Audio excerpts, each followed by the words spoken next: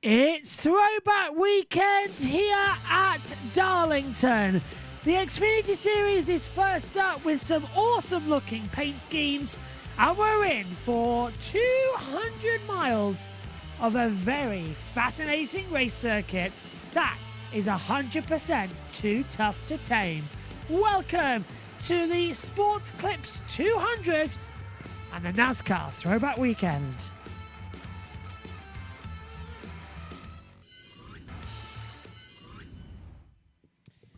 Well, hello everybody and welcome to the Throwback Weekend. We are all set for what is going to be an absolutely brilliant weekend here at Darlington. Alongside me in the booth as well to talk you through it is going to be Jack as well. And Jack, we're all set. What an interesting prospect and a hopefully a great weekend we've got lined up. What are you expecting coming into tonight? Darlington is one of the most skill-based tracks on the calendar. It's an incredibly tough track to tame due to the unique profile of the track, of turn 1 and 2 and turn 3 and 4 being very different. So realistically, if you're good in one turn, you're not going to be that great in the others. That said, we've had some great finishes over the last few years here, including in the Xfinity series. You might remember John Hunter, Nemechek and Larson battling out 2 years ago. Nemechek spinning across the line. You've got Reed attempting to do Chastain before it was cool back in 2022. Yeah, we've had some brilliant finishes here over the year, including, for what was a long time, the closest finish in NASCAR Cup Series history between Ricky Craven and Kurt Busch. This is going to be an exciting race, I hope. And even if it's not, it's Darlington for you. Oh, Darlington is going to be hopefully very energetic and very interesting as well. Okay, let's head down then to the track and get the latest as we get prepared. We're having a few technical difficulties with our system, so we'll be joining up with the CW shortly. Here's to take a look at your starting grid coming into this one as well. And it's Christopher Bell who's going to start on pole as well. Jack, how do you feel about that? A good lap from him, Christopher Bell. Did I do my picker wins this weekend? Hold on, I need to check. No, I have not. Okay, then. So, no, I was going to do my picker wins. I just realized I completely forgot.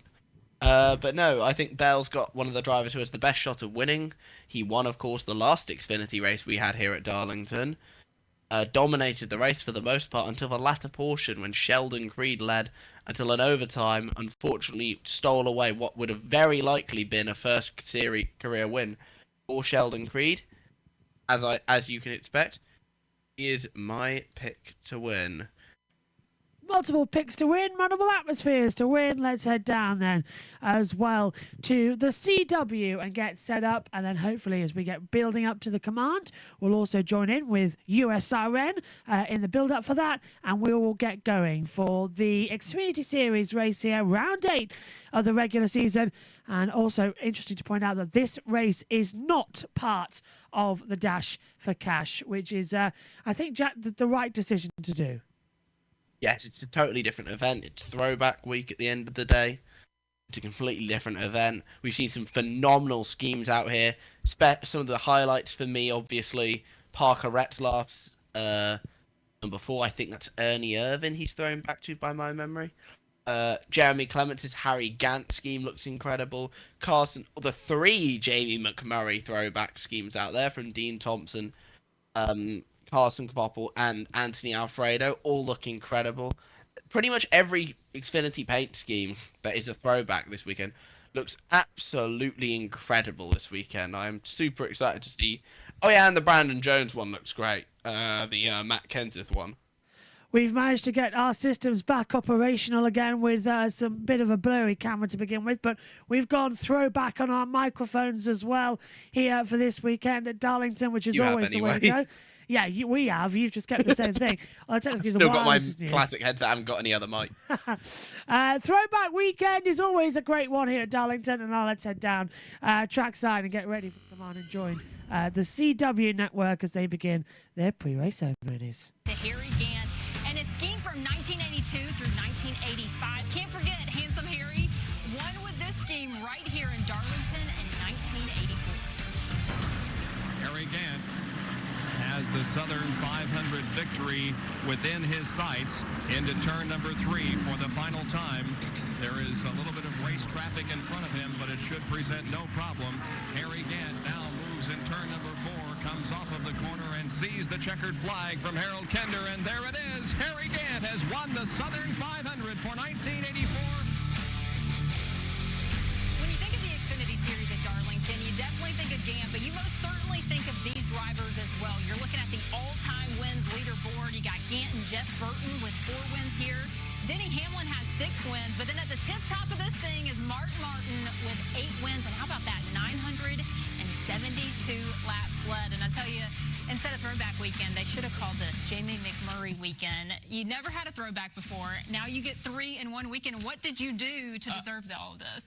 Well, I'm a little bit overwhelmed. It's really special, though, to get to have 3 guys running past paint schemes of mine, and it really kind of covers my entire career. Anthony Alfredo is in the car that I filled in for Sterling Marlin back in 2002 when I won my very first race, and then the Irwin Tools car, which is on Dean Thompson's car.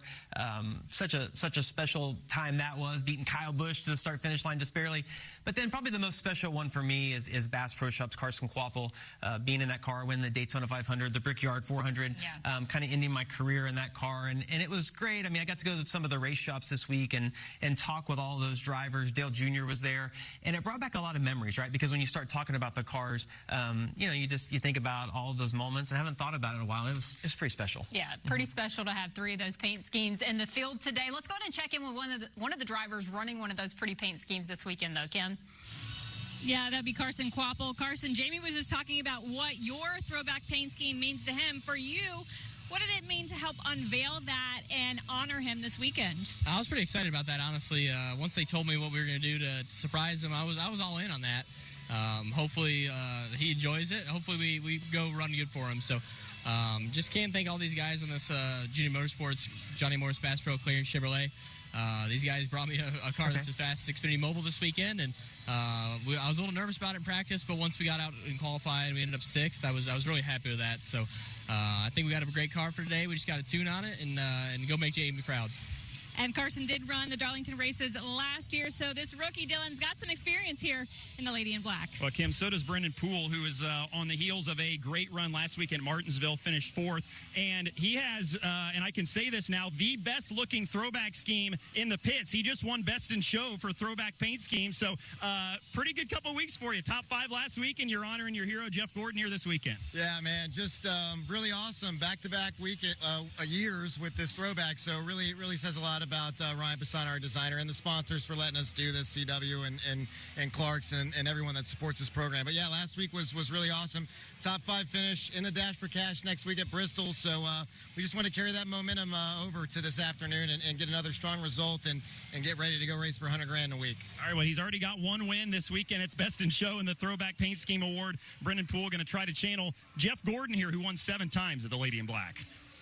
Thanks, Dylan. Jamie, if we're looking at drivers to watch for today, I think it's no surprise who you have your eye on right now. Yeah, Justin Allgaier. It's been an incredible year for him with the 2 wins already this season. But when you look at his record here at this racetrack, best track for Justin Allgaier with 3 wins, and compare him to the 3 Cup drivers in the field, Chase Elliott, Ross Chastain, and Christopher Bell, who won this race last year, his stats look better in just about every single category. He's qualified 3rd today. We know he's kind of a legend of the Xfinity Series, so he's top of my list. Yeah, a lot of great competition in Darlington Raceway today. We got pre-race ceremonies coming up next and the green flag. We'll be right back.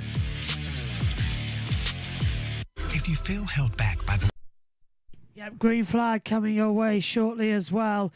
We are waiting, though, to see exactly what is going on in terms of the TV pictures, because for some reason Premier Sports isn't going online until 9 o'clock when the race starts at 8:40 UK time. So we're sort of just trying to battle that, as well as getting our systems back operational as well, which is the thing. Jack, just coming to you as well on this. Big predictions coming in. The mess we had last weekend. What were your thoughts leaving the mess that was Martinsville? Well, calling it a mess might actually be generous. The last time I saw that much mess was when Mount Vesuvius destroyed Pompeii. It was an absolutely... Or to even call it a race is generous. Obviously, Sammy Smith docked 50 points. Seems to have very much changed his tune. I wonder why. Obviously, as well, Gray and Burton also got fined for confronting drivers in the care centre, which isn't allowed. Probably fairly so. But no, I think there was a drivers only meeting. NASCAR's basically being threatening to penalise drivers even harsher if a mess like that continues, according to Austin Hill, who actually kind of earned my respect. I was making jokes on the broadcast every time those two raced each other, by the way. And he agrees he's probably not the best one to talk about aggressive driving. But it was him and Creed I was joking about on the broadcast because I knew they didn't like each other. Apparently they actually really like each other. They're like pretty much best mates now, according to him. They go out for beers on the weekends, apparently. So that's really cool. The things you learn as well about these NASCAR drivers. He also says he heavily regrets the stuff he said about Creed. I bet he does now, yeah. I remember the one sentence that sticks in my mind is, thank God he's off to Joe Gibbs so I don't have to put up with his bleep anymore. Same old stuff, day after day as well, getting into it. Just a reminder that we are going to be joining up with USON shortly as well to begin their coverage in a few moments' time as well. So bear with us while we will transfer over so that we can welcome in the Ultimate Sports Radio Network. So stay tuned. Me and Jack back on the other side of this.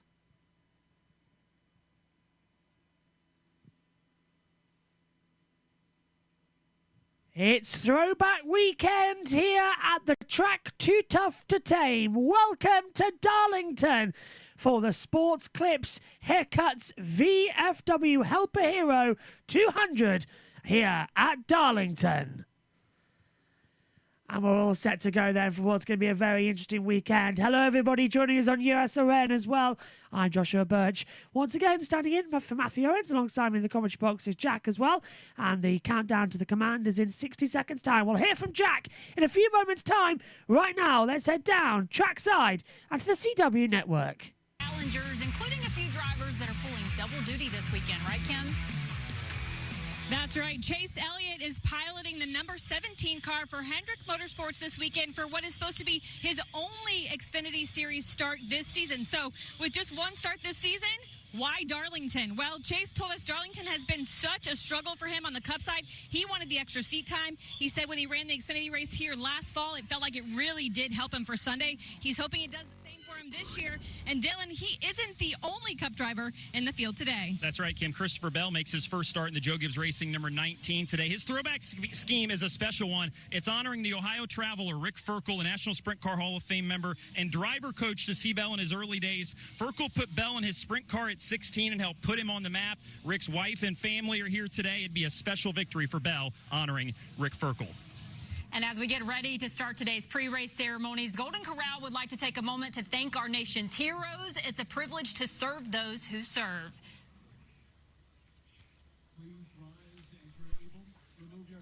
Vet render a hand salute as the South Carolina Department of Natural Resources Honor Guard presents our nation's colors. Here to offer today's invocation, please welcome from the Free Will Baptist Bible Church, Pastor Donald Gilbert. Let's pray. Heavenly Father, thank you for this glorious day to go racing. It truly is an honor to live in a great nation where we have this spectacle in Darlington, South Carolina. As we celebrate Throwback Weekend, let us remember you're the author and finisher of everything. Please keep these amazing drivers safe.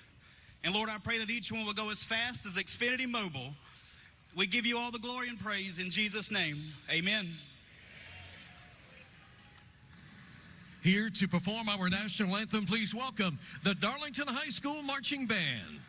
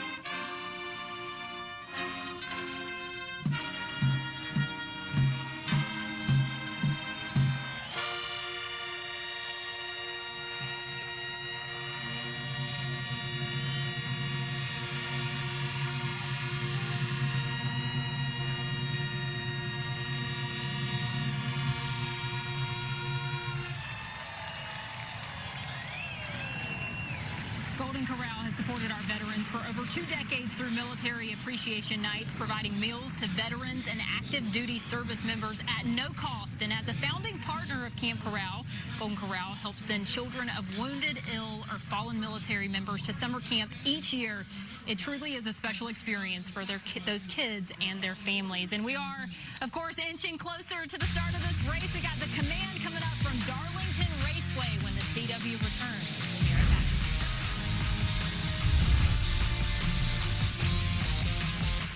If you feel like you're on the wrong road with your finances, Credit Karma can help you push through to a better place with personalized guidance to improve your credit, savings, taxes, and more so you can find your way to money.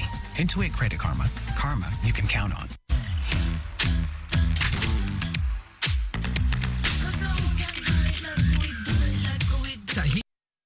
Yeah, this is getting harder and harder with the audio in the box. Sorry about that, everybody. As we wait to see, we're trying to get hold of our broadcast software that we commentate on the race with, but it's not available because for some reason the app we use, which is Premier Sports in the UK, isn't actually working. Okay, Jack, coming to you quickly before we hand over to the radio network for a bit. What are we expecting then? Who's going to be a big tip? Who's going to win this one? I went for, before the weekend started, I once again, because as for every Darlington race I've gone for, I am once again going for Sheldon Creed. Is it going to happen? Probably not. But if there is a place where Sheldon Creed is going to take his first career Xfinity win, it will probably be at Darlington. Also, that is dedication to a throwback, by the way. What's his name? Leland Honeyman has a Nesquik bunny right near his car. I'm not even kidding you. They've got like a mascot and everything. Now that is dedication and commitment. I like that. Doing a Jeff Green throwback, obviously, to his 2000 Nesquik car. Looking good. Good to see that Leland's been doing well this season, to be honest, for that brand new Cope family racing team. Just seeing what's going to happen then as we are waiting. Still no sign of the main Xfinity being on Cup, which is always great. It says it starts at 9 o'clock UK time, which is the incorrect time, and so far the stream hasn't started. So it looks like Premier Sports might be a little bit delayed to the party to begin with. So we apologise for the bizarre nature. We're going to cover the start of this broadcast, and hopefully we'll get back on track as soon as possible with track audio and in-sync pictures. It's not going to be too bad though, is it, Jack? They're usually quite good at getting it back up and running. Yeah, no, they've got the entertainment of me and you on commentary, so I think that the viewers will be just fine, personally. I mean, there is no more entertaining duo than Jack and Josh. And JT, but he's not here. Yeah, JT not doing the Xfinity. We'll be back for Cup tomorrow. And then next week, Matthew Owens is back for Xfinity, which is going to be fun as I'll take a step back. I'll still be doing the... Well, actually, no. To explain exactly how next week's going to work is we're covering all the races, but we've also got that of, Long Beach. So we'll see how it works. Okay, let's head back over then and hand down to the CW. Is this racetrack itself? This place is stuff. Oh my goodness! Fans on their feet, waving their hats in the air. All take and no give. What a race! That's race car driving right there. How about a win at Darlington? Heck yes! It's Briscoe who wins it. Allgaier is the man at Darlington.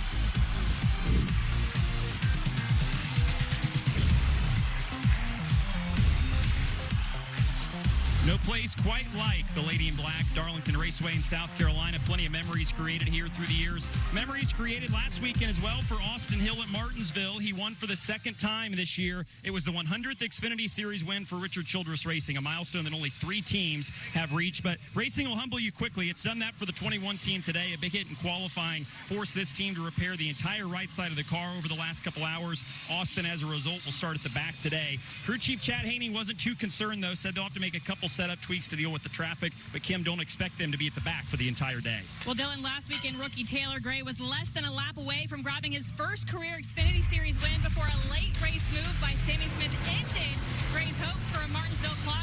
And while Gray was very upset in the moment, he's followed the guidance of his veteran crew chief, Jason Radcliffe, which is to put it all behind them as quickly as possible. The team told me they shut the book on the incident Saturday night so that they would not be distracted for what they needed to do to prepare for Darlington this weekend. They are laser focused and qualified fourth. Now it's time to head down trackside to get the command.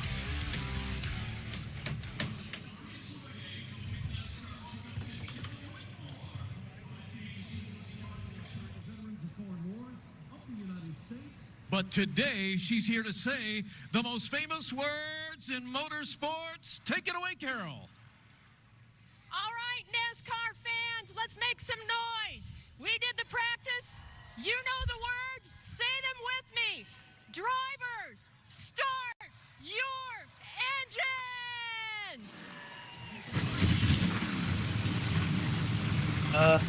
Action.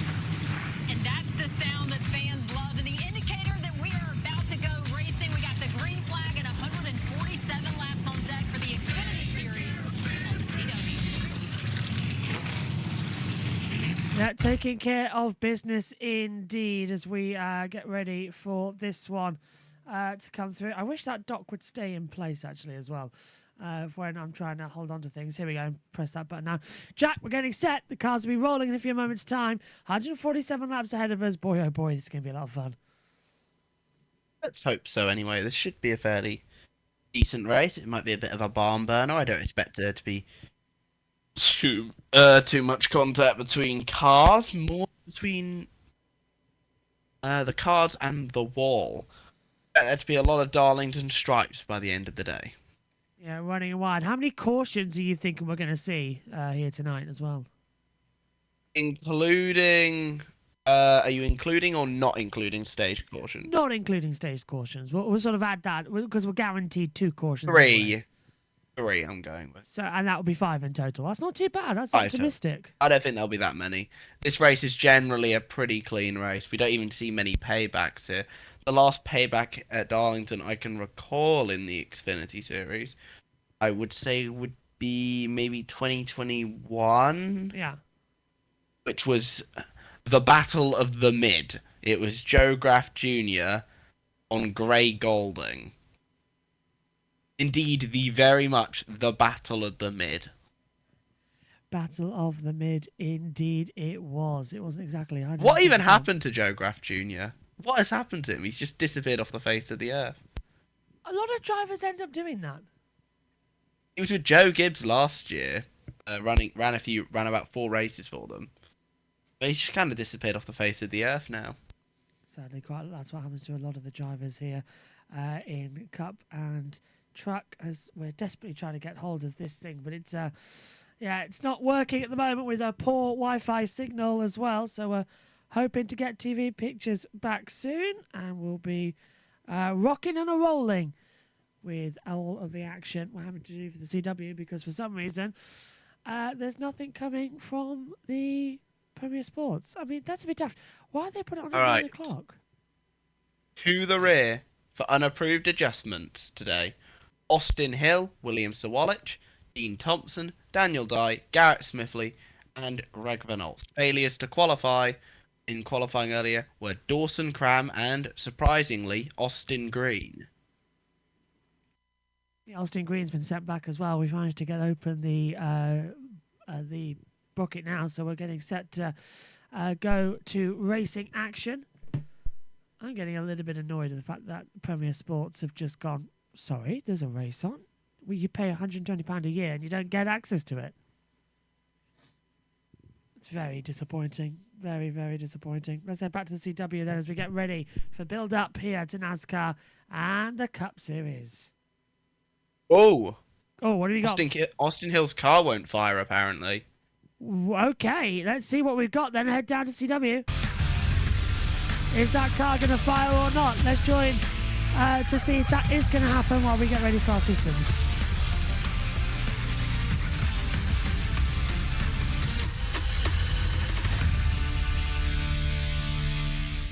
CW Sports live at Darlington Raceway in South Carolina. Today, the NASCAR Xfinity Series racing at this famed track for the 70th time, and it's a throwback weekend. Welcome to Sport Clips coverage. It's the Sport Clips Haircuts VW Healthy Hero 200 Sport Clips. It's a game changer.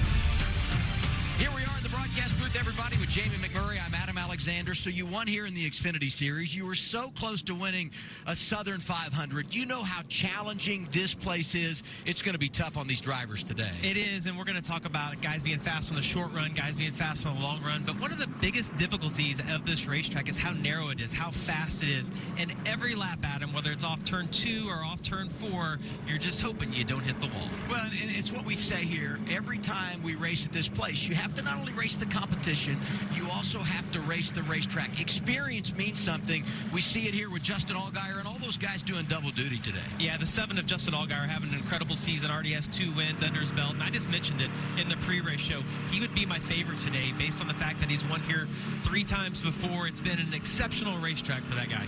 And you look at the double-duty drivers, and those drivers with that added track time could make a difference on a very hot afternoon here in Darlington, South Carolina. Yeah, and half of those guys have won at this track before. Christopher Bell won the last time we were here in November. Chase Elliott won here back in 2014.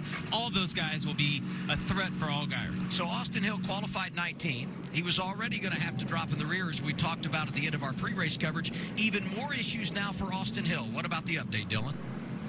Yeah, they had trouble getting the car fired. So you see here, they actually had to bring a push truck or a wrecker up behind it and do it the old-fashioned way, basically put it in gear and push start him. So remember, they had issues this morning in qualifying, had to go work on the right side of that car, basically take the whole suspension apart. And they then had to drive the car around here to grid it for intro. So they had started it, they had fired it prior to repairing all that damage, but for some reason it just wouldn't crank there. So did get it fired, as you see here, and he'll join his spot at the back of the field. Yeah, trying to win 2 in a row. Some challenges facing driver 21, Austin Hill. Now our starting grid brought to you by Sport Clips. Yeah, and Adam, I'm going to drop down to row number 3. You see Carson Quapple right there, starting 6th.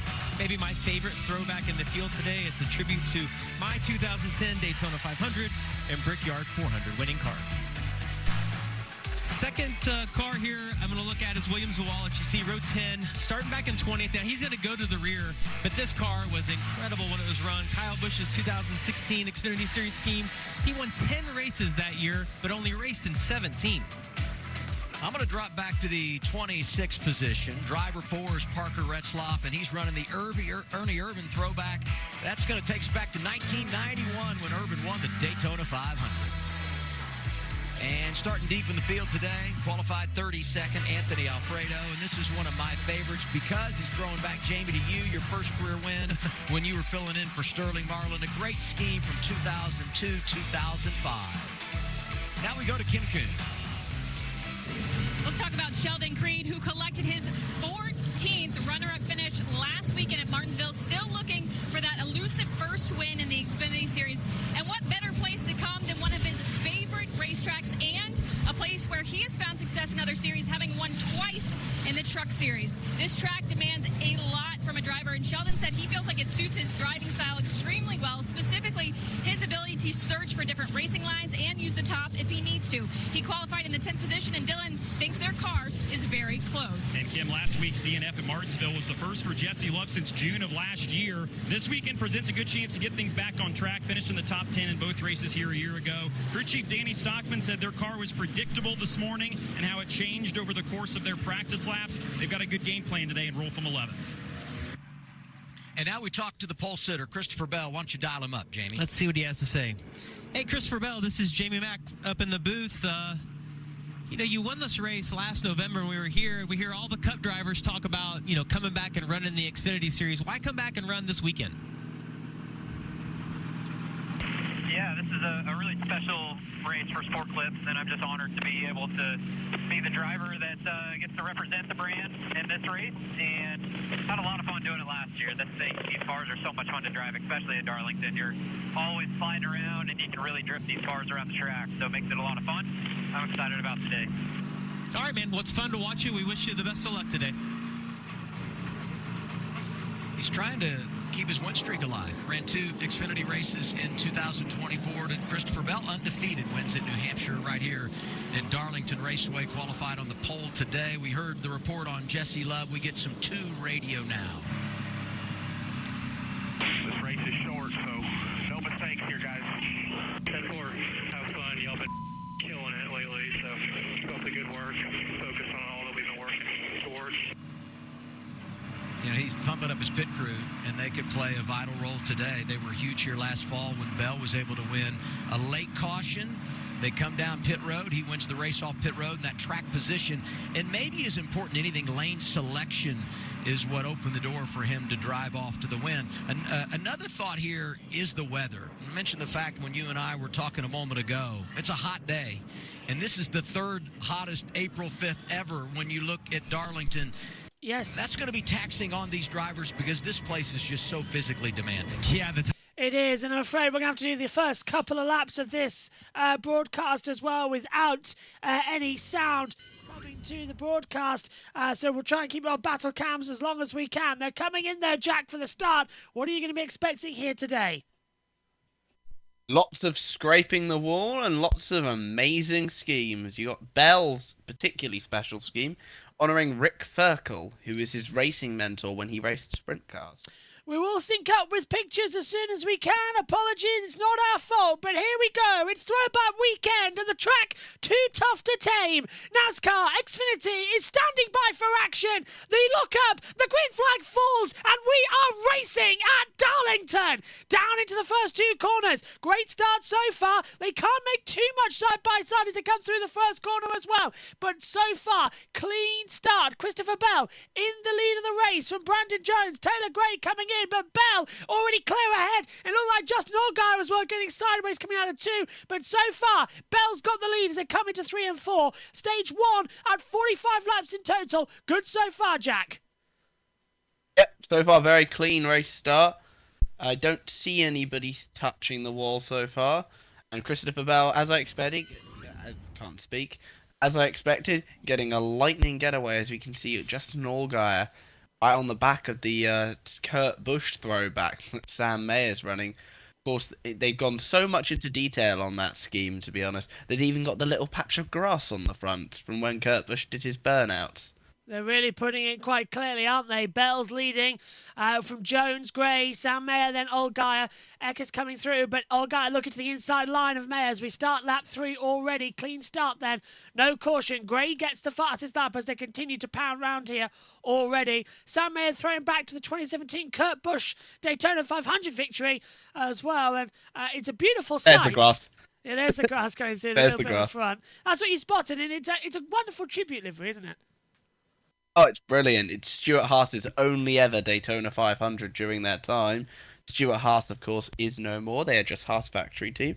As we can see, Jesse Love now on the inside of Chase Elliott going for a move here. Very nicely done. Jesse Love, yeah, not done just yet.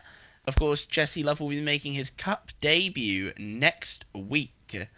Running with Richard Childress in that 33 car. Austin Hill in the car this week. Couldn't get the move done there. It's a fairly difficult track to pass at Darlington, to be honest.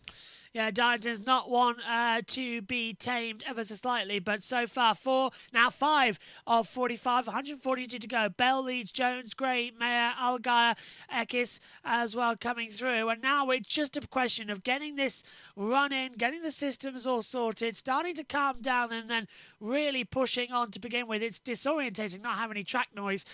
We've got a fault at the circuit because Premier Sports haven't started showing Jones it. is catching.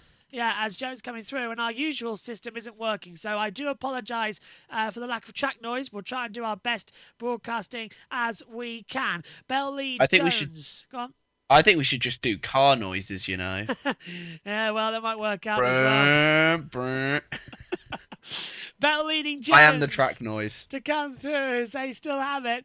0.3 the gap at the moment. Gray with that fast lap here. Poole's moved up into 18th head of Clements. We now see that battle. There's the 27 on the inside of the 25. Burton, so Jeb and Harrison going wheel to wheel. And Jeb's pushing Harrison up towards the wall. No love lost there in the family, is there? And coming back through, Zilich is coming in and Sieg. Those two are cousins, I think. I think they're cousins because Jeb is the son of Ward Burton, who he's throwing back to, and Harrison is the son of Jeff Burton, who he's throwing back to. So, not bad. And you also got, I think, is that Ryan Sieg at the back getting overtaken. Yeah. Here it is. Jeb A just... little bit of contact, shoves Burton in the wall. He might not be too pleased about that. Nearly got passed by Connor Zilich, who's the throwback. Let me just get it up quickly. Which one are you doing a throwback for, Zilich? Buddy Baker. Buddy Baker, yeah. So the Christmas dinner at the Burtons was nearly quite entertaining as well between the two. Bell leading by 0.32 of a second, and now Gray's under pressure from Sam Mayer as well. Mayer's on the inside line to take third place away, going in down low through turn 3 and into 4. Allgaier's coming into the mix as well. So there's a few still shining around out there. Yeah, absolutely. I think we've got... And Jones is keeping tabs on Bell. Jones has won at Darlington in the past, in 2020, I think it was. He was able to take victory for Joe Gibbs at Darlington. Bell took victory here last year in the Xfinity Series. Mayer's looking surprised. You know, Mayer's surprising me. I did not expect him to be as quick as he has been this year. I expected him to struggle with the new team, but no, he's been fairly quick this year. As we can see, a battle between Gray and Allgaier going on here. Gone up high, did get forces. Allgaier went down low through 3 and 4. Hasn't really worked out. Gray's kept 4th position. Allgaier back down into 5th. Eckes, Elliott as well in now just behind. They've dropped a second back. Alfredo gets ahead of Wright, and Wright gets back ahead of Alfredo as well. The timing tower swapping between the two. Allgaier going low again, Jack into 3 and 4. But I think Gray likes that high I think he'll line. get that. Yeah. There you go. Here's Gray. He's on the cut back down low, up towards the line. Now he's on the downhill lows. Is that going to be good? No. I don't think so. I think he's going to have to concede the position there. He has conceded the position. Allgaier up into 4th place. In that Brandt throwback scheme, you've got, is that Christian Eckes catching up to them? Eckes has been surprising how he's done this year. I've expected better from him in the Xfinity Series. I got to remember, he is a rookie. But I also have to remember he's with a team whose strong suit is not Eckes' strong suit. Eckes' strong suit is short tracks. Colleagues' strong suit, road courses and plate races. I know, we all know how that turns out 9 times out of 10, don't we? And we're on a short course next week as well to keep through. So Premier say it's Amazon issue. Amazon says it's a Premier issue, also ignoring emails. So they have not had a good start today. has Premier Sports as well when we're trying to get on. Replay coming up here, Jack, ahead of the curve. This is the start again, and a just great start from Bell, taking off straight into the distance, getting ahead. But, and unfortunately, Brandon Jones just sort of sitting in behind. I know Bell just did Bell things. Learn more about what is Peyronie's disease. You know what? I might actually look this up. I think they're going to got Peyronie's disease. I probably butchered that. Okay, I don't think I can say that on air. Well, it's something to do with your manly part, shall we just say? Hey, listen, we've already had Isaac Hadjar take up choir practice this weekend. I think we can safely say that going forward. If anyone didn't join us during the Formula 1 session, Isaac Hadjar had 2 tighter belts. So every time he braked at Suzuka, there's no easier way to say this, his testicles got a bit, punched repetitively. Not very nice for Isaac. They have changed it. They changed it in between practice, but it was still good. So in between Q1 and Q2, they changed it, and he qualified 7th Poor on the Isaac, grid. man. Yeah, he's out-qualified both Lawson and Tsunoda, though. Hadjar to Red Bull before the end of the season. It might work. It might end up happening. Still can't control anything on the viewer yet. We're about 10 minutes until we get our audio back, so stay with us here on USN and JB Motorsports as well as they come through. Time for the belt discussion against us. CEW has gone to an ad break and we can't throw down to any of their pit reporters or track noise, so it's not the greatest situation we've put at the moment. Battle at the front between... and now I've got a completely blank screen in front of me. We've lost all pictures up here in the box. Oh, well, that's just great, isn't it, to go through at the moment? Every TV picture up here in the comms box has gone down, and it's just come back up again. There we go. So that's not too bad. But Bell leading by Jones by 0.3 of a second, but they're starting to hit traffic. It's not a long lap here. 50 to 45 already cleared. Go on. Yeah, Bone does. I've put in the YouTube chat the exact thing of what actually Peyronie's disease is. So that's already a good sign. Yeah, I did not want to listen to that, unfortunately, coming through. We are still waiting on our coverage. Jack can actually back me up here. He can see our coverage. It's not working, is it? Yeah, there's no Xfinity coverage right now. Just checking. Yeah. So I wish there was, but unfortunately, no. Premier Sports have decided to be as lazy as Hampton and Richmond were today. But I digress. So the field just settling down to begin with. Bell leading Jones, Meyer, Olguy, Gray, Elliott, Ekis, Love, Capville and Creed is your top 10 at the moment. They're separated by 7 seconds. Battle at the front now between Bell in the 19 and Jones in the 20. Of course, Christopher Bell doing the double this weekend, and he's 0.3 ahead of Jones at the moment. So kind of unfair, but kind of predictable is what we're seeing. As now we see Sheldon Creed looking on the inside of Capville, and behind them in 11th position, that's going to be Sammy Smith. Oh, Nick Sanchez. Sanchez. Sorry, yeah. Sanchez going from him on the inside as well. Running a Bobby Unser throwback. It looks beautiful, doesn't it, on a modern machinery? I think a lot of people think it looks terrible. I think it looks brilliant. Not many people have been impressed with the Xfinity throwbacks. I don't know. They look all right. I think that they are easily the better than the Cup ones. Yeah. And whatever that monstrosity that Elliott has is. Elliott. Like, honestly, that is... It doesn't even look like the original. It literally does not even look like the original scheme. It looks nothing... As a normal scheme, it looks fine. As a throwback, it is abysmal. It looks nothing like the original scheme. So after 19 laps of the 147 here at Darlington... I'm DMing you this. I'm DMing you a comparison between the two. They look nothing alike. They do not. Christopher Bell leading from Brandon Jones in second, Sam Mayer in third, Justin Allgaier fourth, Taylor Gray fifth as they continue on. And Jones now looking on the low line through 3 and 4 with Bell riding that high Darlington line at the exit as well, around the long loop. 1 and 2, of course, bigger than 3 and 4's exit. You can see on our driver tracker how they work in. I'm sending you it in DMs right now. These things look absolutely nothing alike. I'm sorry. Let's have a look. Look nothing alike, no, honestly. They do not look a single piece alike. I'm with you there. That looks ridiculous. Elliot's the one going, like, oh, throwback to run its course. Yeah, I would if I had a scheme that bad too. Caution is out. Caution is out. We're unsure why. As of yet, the 00 and the 1 just split a lap car coming through. Make one guess. No! Bell and Jones battling, but they get through. And now here comes Old Guy, Maya, and Gray in there too. Are they going to get involved in the fight here? Okay, I can confirm who has caused the caution. Well, give us a But minute. to absolutely nobody's surprise, Chris Wright. So Chris Wright. And Old Guy's taken second place. Jones comes back through on the down low out of 3 and 4. They're still racing, because we haven't got to that yellow flag yet on the broadcast. How far there it behind is. are we? 45 seconds. There's the yellow, and first caution of the day. And Wright spun. He's damaged the front right of his bumper. I was right about that one. So yellow's out then, and we'll hand down to the CW. So we'll get track noise. Front is pushed in. He was running 24th. Oof. That's not a stripe.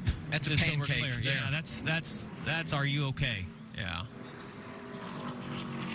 Well, this brings up Wright was a meant to be very running a interesting throwback this week. scenario, because we lay out the circumstance for all these drivers. You have 4 sets of tires laying in the pits, and you got to take care of them, and you want to have 2 laying at the final stage. However, so I start thinking about this, there could be some drivers that come here that realize we can drive through the field on fresh tires and have a chance to really make some ground at the end of the stage. Some will say we're going to stay out and ride it out and make sure that we have got tires for late in the race. So not sure exactly what crew chiefs are thinking here, but a couple of different scenarios could be in play. Stage racing changed the whole dynamic of this, because if there weren't stage points, there's no way you would pit right now.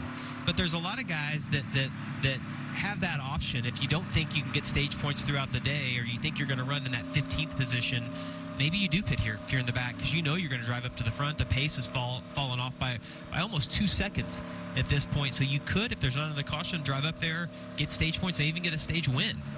Not sure what role it plays, but 36 cars still on the lead lap. Free pass goes to Greg Van Alst, so we'll end up with 37. The only one that will be a lap down when we get set to go back. Green flag racing, Chris Wright, who of course brought out the caution. And this saved a lot of guys. Oh, Josh Williams with damage. Josh Williams got I'm going to say the action. That's a tank slapper. Probably got loose at some point. Got into the right rear, and it's knocked that bumper cover off. But they'll be able to get that back on. And they're required to have that back on here. Yeah, you hate this for Josh, who throughout the year has been very, very consistent. The only time he finished outside the top 20 is when he had to get out of the car when he was ill at Las Vegas. Now we take a look at Carson Quapple's Race Fit Health Report, brought to you by Linktree. Interesting young driver and doing all the things he needs to outside the race car to be successful on Saturday afternoon. Yeah, kind of reading through that, and I know Carson a little bit. I've spent some time with him. I don't know how believable all that is from him. I feel like there could maybe be some sweets involved in his diet, but yeah, you look at that little chicken and rice. I think that's always a go-to for guys before a race. I mentioned this earlier, and you talked about it when we were doing our starting lineup, but the throwback 2010 when you won the Daytona 500. Yeah, it was such a special day. My first race at Earnhardt Ganassi to win the Daytona 500. All those guys we just all met go and win the biggest race of the year. And if you look at the back of that car, it says Happy Fishing right there below the wing on the COT car, and that's what it says on the back of Carson's car as well. But we ran that car in the Clash earlier in that weekend, and it said "Kiss My Bass" on that. And Johnny Morrison, the guys, kind of felt like that maybe wasn't the most appropriate thing to have, so we put Happy Fishing on it. Not many coming down pit road. One that is Harrison Burton, Dylan. And you see that right side damage there from that contact with cousin Jeb earlier, so no love lost there as he makes his pit stop. Harrison just said he wasn't great on exit. Called it snappy loose, so they're going to make a couple changes just to try to help him feel a little bit more secure behind the wheel of that throwback to his dad, the old Sitco number 99 car.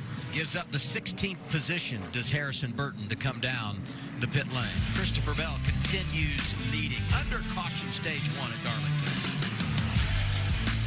I have type 2 diabetes, but Well, trying to get me that muted was not great as well. So, yeah, under yellow then, as things currently stand here in the Xfinity Series. Jack's still alongside me in the booth, and we're about, 90 seconds away, hopefully, from getting our TV pictures back. If Premier Sports didn't like to miss the first 20 minutes of the race, Jack, I think we might have to have a word with them.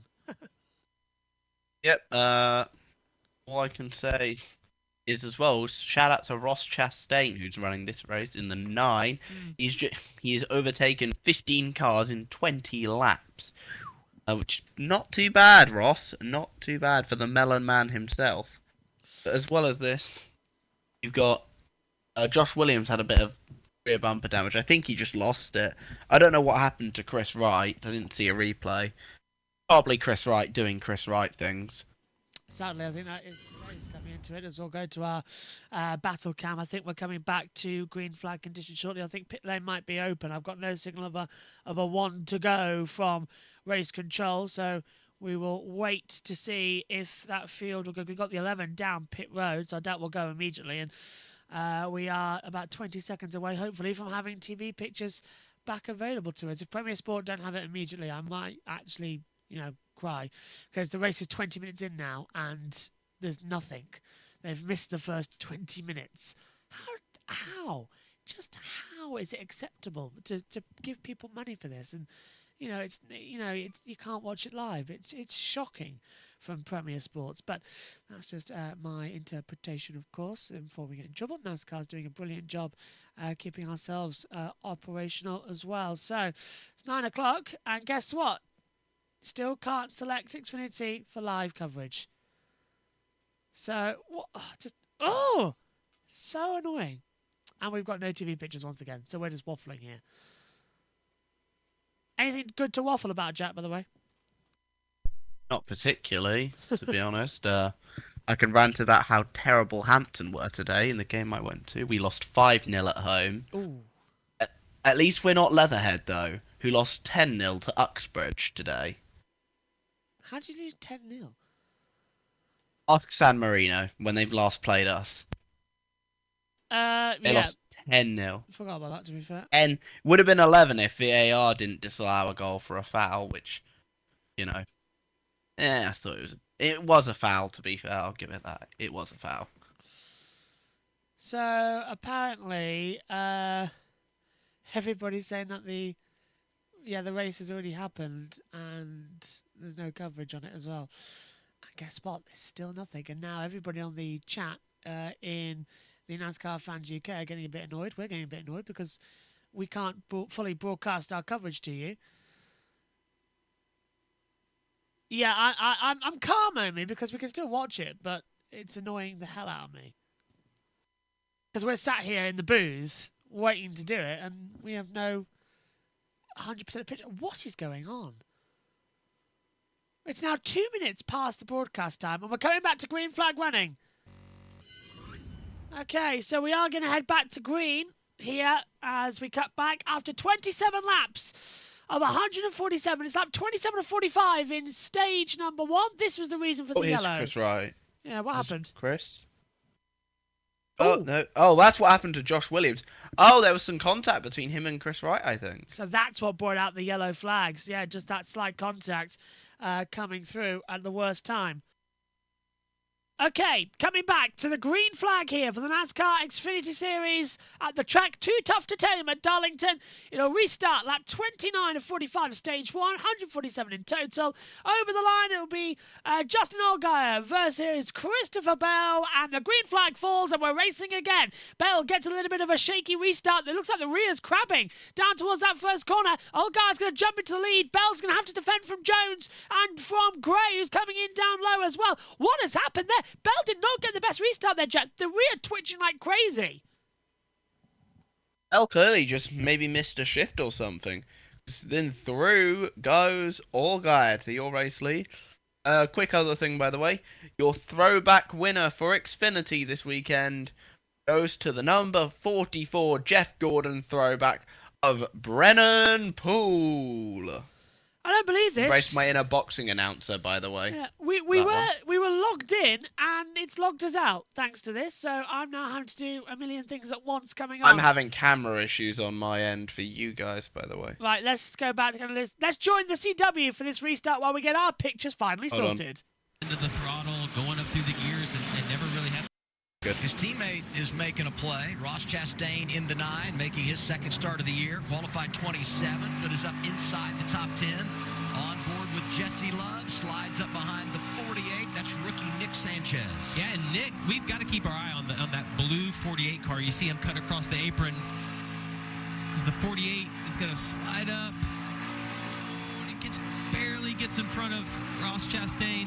The 48, that was the fastest car right off the trailer today.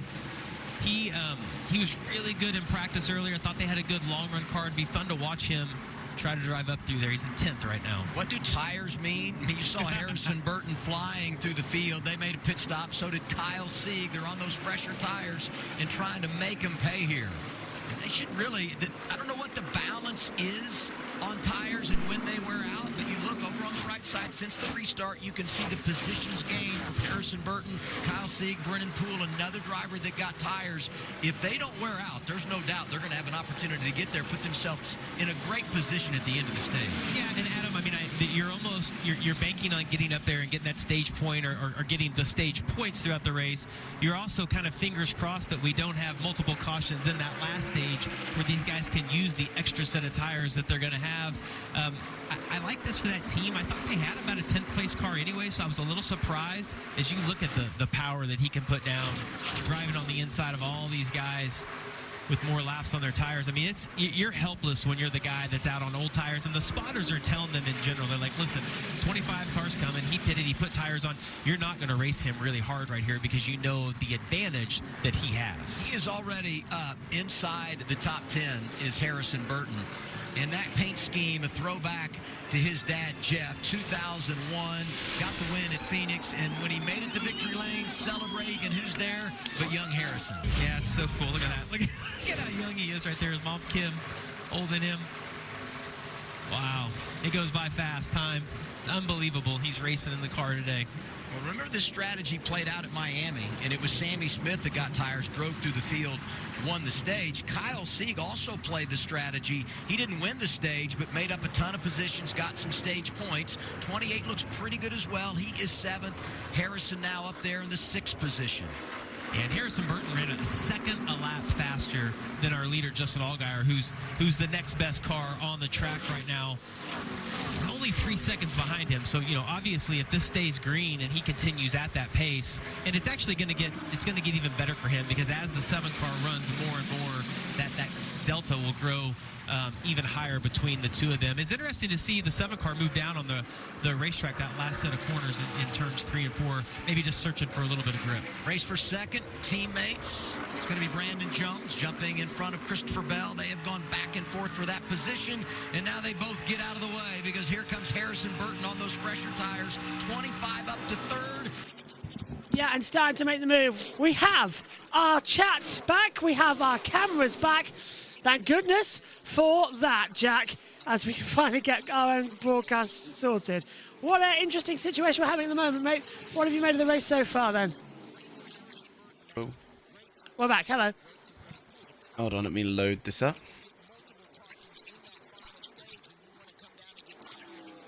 There we go. We good now? Yes.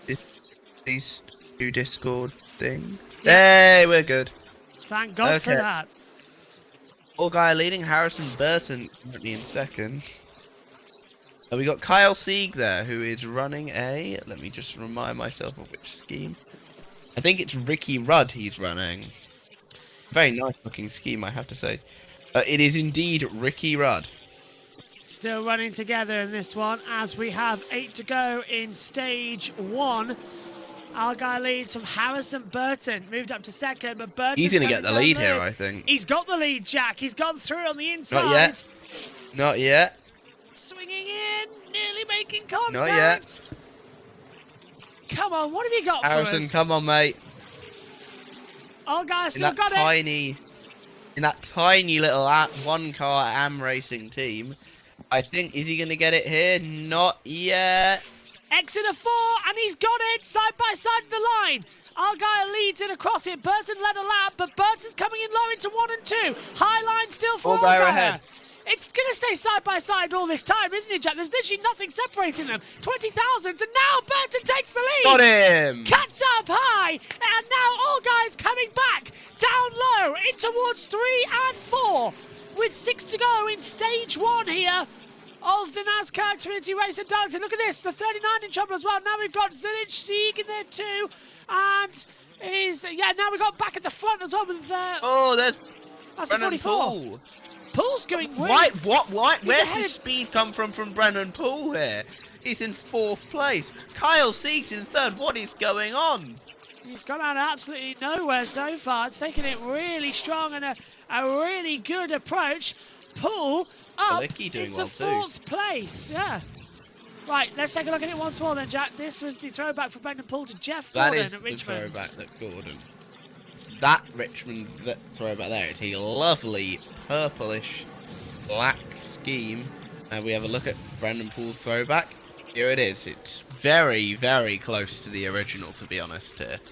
Back in 2001 at Richmond for Jeff Gordon, and his race win there as well. It's working for him. Maybe we should give it full time. Started 19th. He's already up into 4th place. He's embracing his inner Jeff Gordon, I think, Brendan Poole. Battle here between... Oh, a little bit of air packed onto Connor Zilic there by the 45 of Mason Massey, who's running around... He's running a partial schedule this season for Alpha Prime. Mason Massey was with Youngs in trucks full-time last year. And Mason Massey is carving his way through the field. What is going on? Right off is behind the wall, by the way. So, 3 to go. Harrison Burton leading. Here comes the 9. Oh, Ross. And look at a Poole on the inside of Sieg as well, going for 3rd position. This is the battle we all asked for. On the inside. Brendan Poole versus Kyle Sieg. Brilliant move there by Brendan Poole. Sieg's going to come back down the inside, though. Here they go. Side by side over at the line. Sieg's coming in low. Poole's taking the high line to 1 and 2. But that's the faster line. That's the more sweeping run that we can get. Balicki's up to 10th. That battle for 10, 11, 12 running incredibly close together. Burton leading by 2.9 seconds now. Olgai has accepted stage points. And the 17 and the 19 side by side as well. Bell getting ahead and being passed up down 2. As we'll come up to the main camera as we're getting in for 1 to go here at the stage. So Sam Mayer further back. And it's Mayer slow. hit the wall. Yeah, what's happened there? Very slow. I think he struck the wall where he's got a tyre down. Is that going to bring out a yellow a couple of laps early? Probably not. And he's brushed up. Yeah, wall. no, he could not keep that out the wall. There you go. He has hit the wall multiple times there, Sam Mayer. Flags out. And Harrison Burton, stage 1 winner. Algai 2nd, Poole 3rd. Ooh! Sieg 4th. Ooh, nearly got him. Jones 5th, Alfredo, Eckes, Balicki, Chastain, and Elliott in top 10 as things come through. Alfredo got him on the line too. Harrison Burton wins stage 1 here at the Sports Clips Haircuts VFW Helper Hero 200 at Darlington Raceway.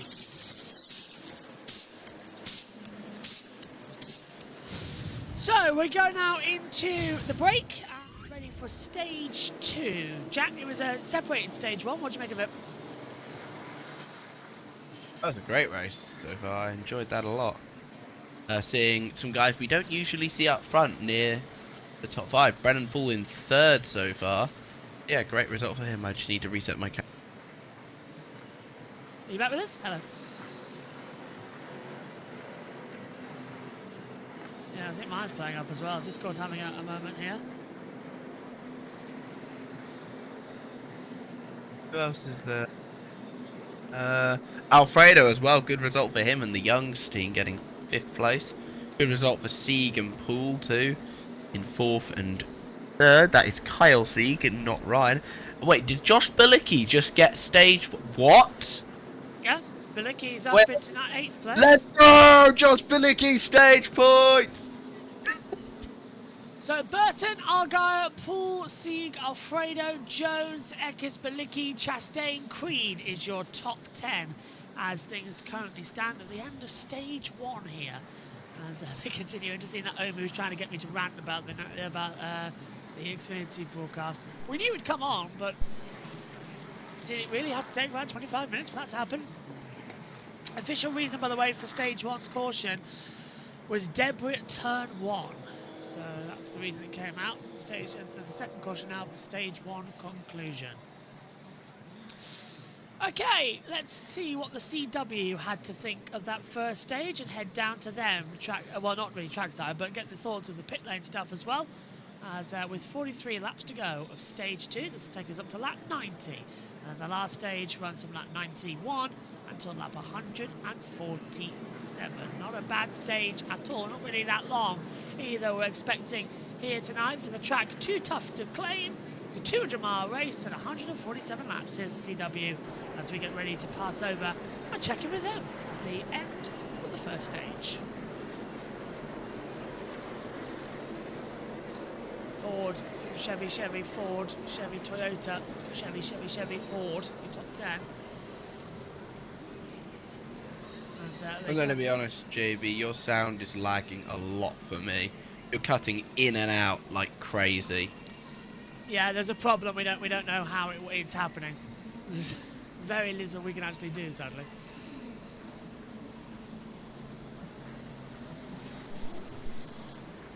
As we will guarantee.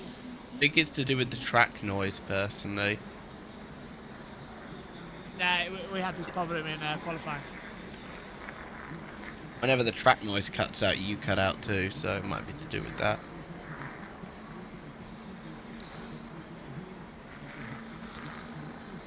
Well, I need the team to come back for CW as we come across the line. Yeah, hold on, let me try and read.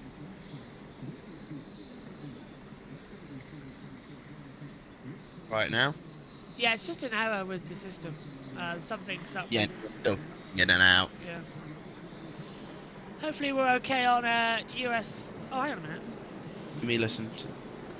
Maybe that'll be a bit better. Hello, everyone. No, you're fine on YouTube. It's just a Discord problem, I think.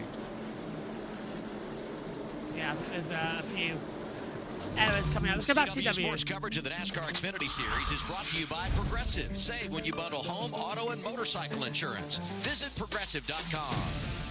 Golden Corral. Golden Corral honors our nation's heroes.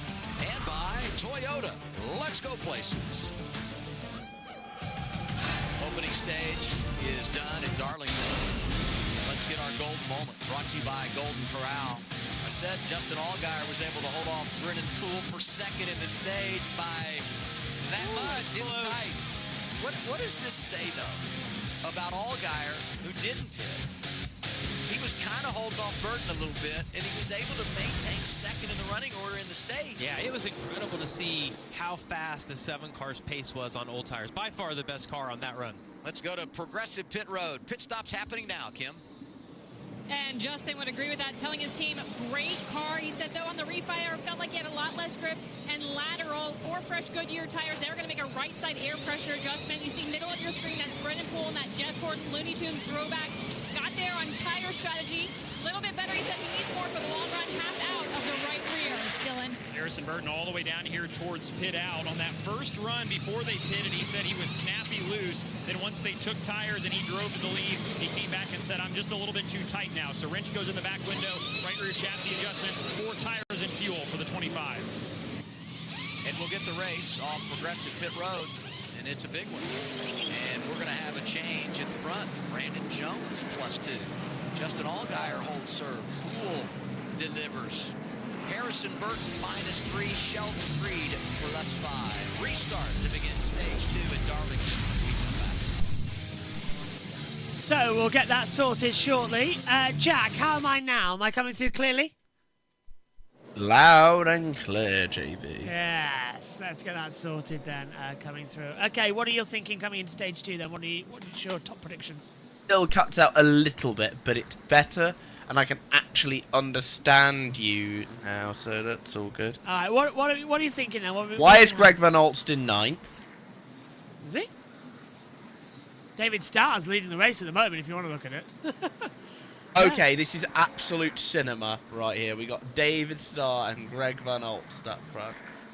Absolute cinema. We are about to have the biggest pile up into turn 1 because those two are not going to get away at the start. No, they're not. This is going to be a really interesting battle and a half, really. I feel bad for their team, man. We got JBMotorsports. Really? Okay, so I think you should be hearing me okay now without a cutback. Fun for me now. Say again. Oh no, I was gonna say that like, I remember last time. The thing I love Joey Gase Motorsports because Joey Gase was the guy that threw the bumper at Dawson Cram at Richmond last year. That was funny. He got fined for that too.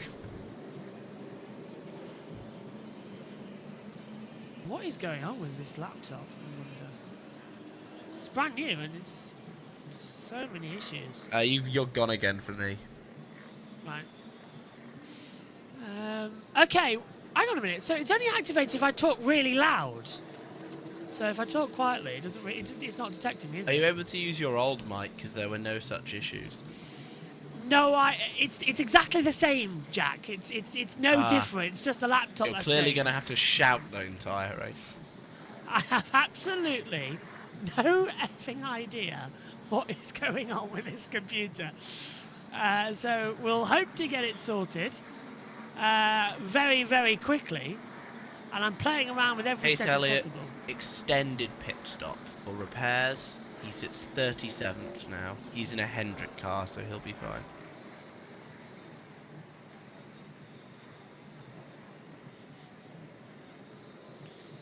Okay, so I'm just double checking some things. I'm going to do something that not often I do. I'm going to disconnect and I've disconnected and reconnected. How's that, boys? Sounds a bit better. Partly an issue down my. Omi, I know you're watching the background. How is it? Am I cutting in and out a lot? Hello, I've just joined the call. Hello. Yes, hello. Am I cutting in and out a lot, or is it? Sounds fine as I've joined. What about if I talk very quietly? Still fine. What about if I talk really quietly? Cut out at the end. Oh yeah, I live at the end. What about if I talk really loud? Pretend you're calling the end of the Daytona 500 2007 the entire race. Have you ever? No, I never. How's that? Yeah, that finish, by the way, is incredible. I just wish the cars were the other way around. I am going to hopefully say that that's now fixed. Hello. What if I turn off echo cancellation? Can you hear me now? Yes. Yeah. Right. I think it's that voice processing rubbish. Right, let's head down to the pit lane and CW. On this track can really make a difference here. Said you can have a mediocre car here and still find your way into the top 10, but finding your own pace is important. He said don't be deceived. The simulator practice, that can feel much different than the race. He said his biggest tip here, though, is to get comfortable being uncomfortable. Ken? Let's get a Toyota driver update. Brandon Jones winning that race off pit road will start P1. And let's make it a Toyota team update because we really owe this race off pit road to the pit crew. They did take 4 tires on that stop. They have been one of the best pit crews all year long. In fact, Sam McCauley has reiterated that to me. He reiterated it to the team before the race started, said fast car, fast pit crew, fast driver. Now, guys, let's see what he can do from P1. And, you know, you mentioned Sam McCauley. He's never won as a crew chief in the Xfinity Series, but I was reminded this week he's one of the many crew chiefs that has won with Denny Hamlin at the Cup level. So I remember that. It's rare. You've won as a Cup crew chief, rare. but not in the Xfinity Series. This is his second year on the box. Last year worked with Sheldon Creed. This year, Brandon Jones and Joe Gibbs Racing. Coming then to the green flag for stage number 2 here with 95 laps to go. Brandon Jones and Justin Allgaier, Poole, Harrison, Burton, Creed, Ekis, Bell, Chastain, Alfredo and C coming across. Stage 2, 38 laps to go. Green flag is in the air and the Sport Clips 200 resumes here at Darlington. And Allgaier gets a great launch down in towards turn 1 on the inside line. He'll sweep it in nicely, but takes the lead away from Jones, who's going to drop back. And Poole's coming back up there as well. Poole's not going to get this one to go anywhere. Burton's back to 3rd place. Eck is in there too, and Poole has now dropped back as we go down the back straight, Jack. Yeah, we've got Justin Allgaier in the race lead. Brendan Poole. That Alpha Prime car is surprisingly quick, to be honest. Although I can hear myself echoing. But I'd prefer that to you not being able to hear you. I can sort that, don't worry, go on. Yeah, so Harrison Burton in 2nd place. You've got Ross Chastain and Brandon Jones making some moves there on Christian Eckes. There you go. We got a little bit of stack up behind Kyle C. Yep, slowly catching everybody, attacking everybody as well. Allgaier and Burton, 0.052 between them at the moment. Allgaier's got it. Burton now falling to the clutch from Eckes coming out of the outset of turn 2. Oh, and Burton was very slow. Eckes got such a run mid-corner in 2. He pulls down low in towards 3 and 4. And Christian Eckes up into 2nd place with a superb draft. Cuts up line into 3 and 4. And now Allgaier, who is out at front, is going to be in trouble. And they're starting to pack race further behind, Jack. That could always cause a big one. Yeah, absolutely. We've got Boffle battling right now, getting past the 91 of Josh Bilicki, Sammy Smith. That Dale, speaking of Sammy Smith, that number 8 has been embroiled in a small little trademark thing as of recent. I'll explain the situation.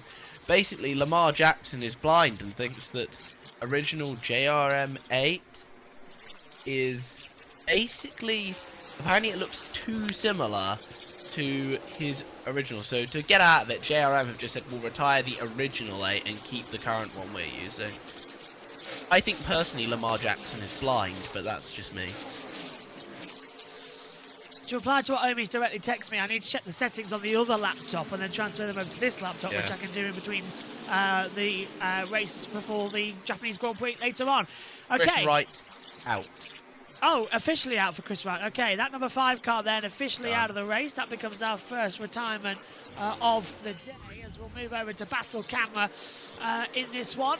As 14 of 45 still closing in. This is going to be Ross Chastain in the back of Christian Eckes coming down in towards the back stretch towards 3 and 4. And this should be easy for Ross Chastain to go down low, swings it in, and that's the experience you get of being a cup driver in this series.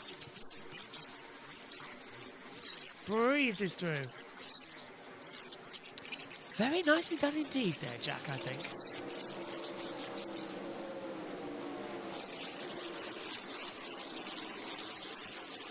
Okay, just wanted to come with a little bit of news as well. For any of our F1 Academy viewers, they're having their in-season test this week, and there's been an incident at the circuit. F1 Academy has confirmed it's happening at Jeddah this weekend. Nina Gageman is conscious, but has been transferred to hospital as well for some checks after a bit of an incident today in in-season testing. Thank you for that news, Omi. I hope she's okay. That's for Nina Gageman. We're going 3 wide at the moment here at Darlington. We'll bring you more on that news when we have it, as we do cover F1 Academy Series here, so we hope that Nina is okay. That's Bilicki, Sanchez and Seed coming in there as well, as they swing it in to 3 and 4. 16 to 45 in this stage, and still going strong, still having that attack and battle between each other as well. There's the 27 of Jeb Burton, who, according to my timing screen, is coming down pit lane. I don't know if that's correct or not, but this monitor showing he's going down pit lane, and that's why they went 3 wide. Contact in the wall. Yeah, Burton was involved in that. Elliott. Oh, is that No, he didn't hit the wall. He had contact with Burton. Yeah. Jeb. That's why Jeb's in the pit lane now. Allgaier from Chastain right behind. And there is Burton down pit road now. Yeah, so he'll have work done and see if that'll repair it. It's a new tyre going on as he's 2 laps down according to the field, so that damage has cost him a bit. But a green flag pit stop here does cost a lot more time as Chastain trying to go low on Allgaier as well. And continuing to swap and battle between each other. 18 of 45 in stage 2. Yeah, and that was a long stop for Burton. He's 2 laps down and still in that pit lane. He has not left it yet. Now he's come back out. That's a long stop. Hopefully it was something that could be fixed easily sooner. Let's go, Justin Allgaier says Chase Ainley. Allgaier leading by 0.2 of a second. This was it again, Jack. Yeah, it's touching at the side with the 17 as well.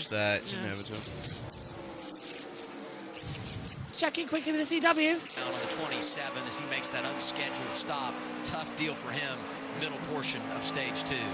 Yeah, the one thing here, though, is because of that fall-off when you pit, it might work out to where he's enough quicker to maybe get back in a decent position, just be down that one set of tires. Does he need 5.5 right now? 25 to go in the stage. How do you feel when the spotter tells you 25 to go on the stage? Maybe it's your I'm ready to pit. Actually, you're like, give me a caution, please, anytime. Halfway through stage 2, Justin Allgaier leading, but Chastain is right there. On board with Jesse Love then as they come in. As we now look at once again Carson Catville and Christopher. That's with Taylor Gray over 10th position, and that's a move down the inside easily done.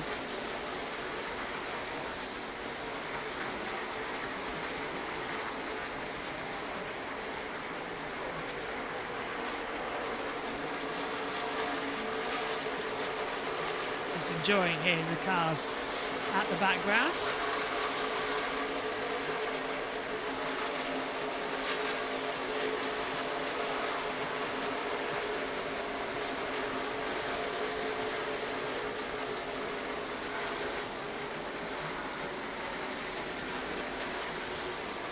See now, again, Brandon Jones getting passed by the 16 of Christian Eckes over the 3rd position. So that's changed over once more. I'm hearing too many voices in my ear from producers. Allgaier by 8/10 to Chastain, Eckes in 3rd. Lap traffic now starting to become a factor. 80 laps to go. It's lap 68, so we're closing in on half distance in a few moments' time. It'll be very interesting. It's flown by quite quickly, actually. It's not going to be too long of a distance. We might actually get some decent sleep before Grid After Dark later on. As we're just chasing up as well on comments on the F1 Academy series as well, and hopefully that everyone is going to be okay. It didn't go well either for Marta Garcia earlier on. Omi, I don't know if you've still got a microphone, but I was talking to you there quickly. Marta Garcia in the Michelin Le Mans Cup race, really hard into the barrier and bouncing back in the Iron Dames car. I don't know if you've seen the accident, but great that she walked away from it. Yeah, great that she walked away as well, and of course brought the tyre wall even onto the circuit. And I have to say, great avoiding work from everyone that was behind. Yeah, it's not been such a good day in terms of so many incidents happening as well. But yes, we do hope that Marta Garcia, who was able to walk away from the incident, but we do hope that she is fully okay. And of course, Nina Gademan will wait for confirmation. But the good news is that she is conscious as well. But yeah, their test happening at Jeddah, of course, the in-season test that F2, F3, F1 Academy all get to do. Creed side by side now as well, with the one car of Catfill and Love's in there as well, but Bell's got it back up into 19th position. Thank you, by the way, Omi, as we come in. Now we're seeing that's the 7 just lapped Jeb Burton, so Burton's now, I think, it should be 2 laps down on that monitor, whether or not Burton's going to come back in. There's Sheldon Creed, and now battling with Carson Catfill as well. Over 8th position, Creed's gone up hard, the usual Darlington Road, down low. Is coming Carson, just keeping it together. What lap are we on now? 72, with 75 to go. So lap 74 is going to be half distance of this race. We fly in. Once we're past 50%, by the way, if a red flag has to come out for, say, rain, we will be fully locked in. So that's good news all round there. Back with CW Network in full screen. If you're watching us stateside, Argyle leads by 1.7 seconds. We're closing at a half distance here. It's lap 72 of 147, but lap 27 of 45 here in stage number 2. Josh Birch with you up in the commentary box. Omi's around, just being our general reporter and watching on for some fun. But alongside me up here in the booth is Jack as well. And Jack, so far, 28 of 45, and it's been calm because we haven't had any proper green flag pit stops yet. The caution in stage 1 kind of saved us a little bit. Yeah, so far solid race. It's nice that we're not having a race where everyone's crashing. Because for me as well, it's because I like seeing these races develop. We're going to get a replay here. This is what Brandon Jones is throwing back to. 2013 Matt Kenseth Dollar General scheme.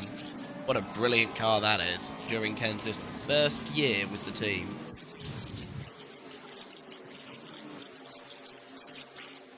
There we go. So here we go, side by side across it with the 20 again. So that's Brandon Jones, and that is going to be Eckes battling over third position. Officially past half distance now of this race. In 53 minutes plus 2 cautions we've had. 5 lead changes so far out there today. And only 1 car out of Chris Wright after the initial caution early on as well. 16 to go in this stage. Argyle leading. I'm going to pick up some more crucial stage points as well.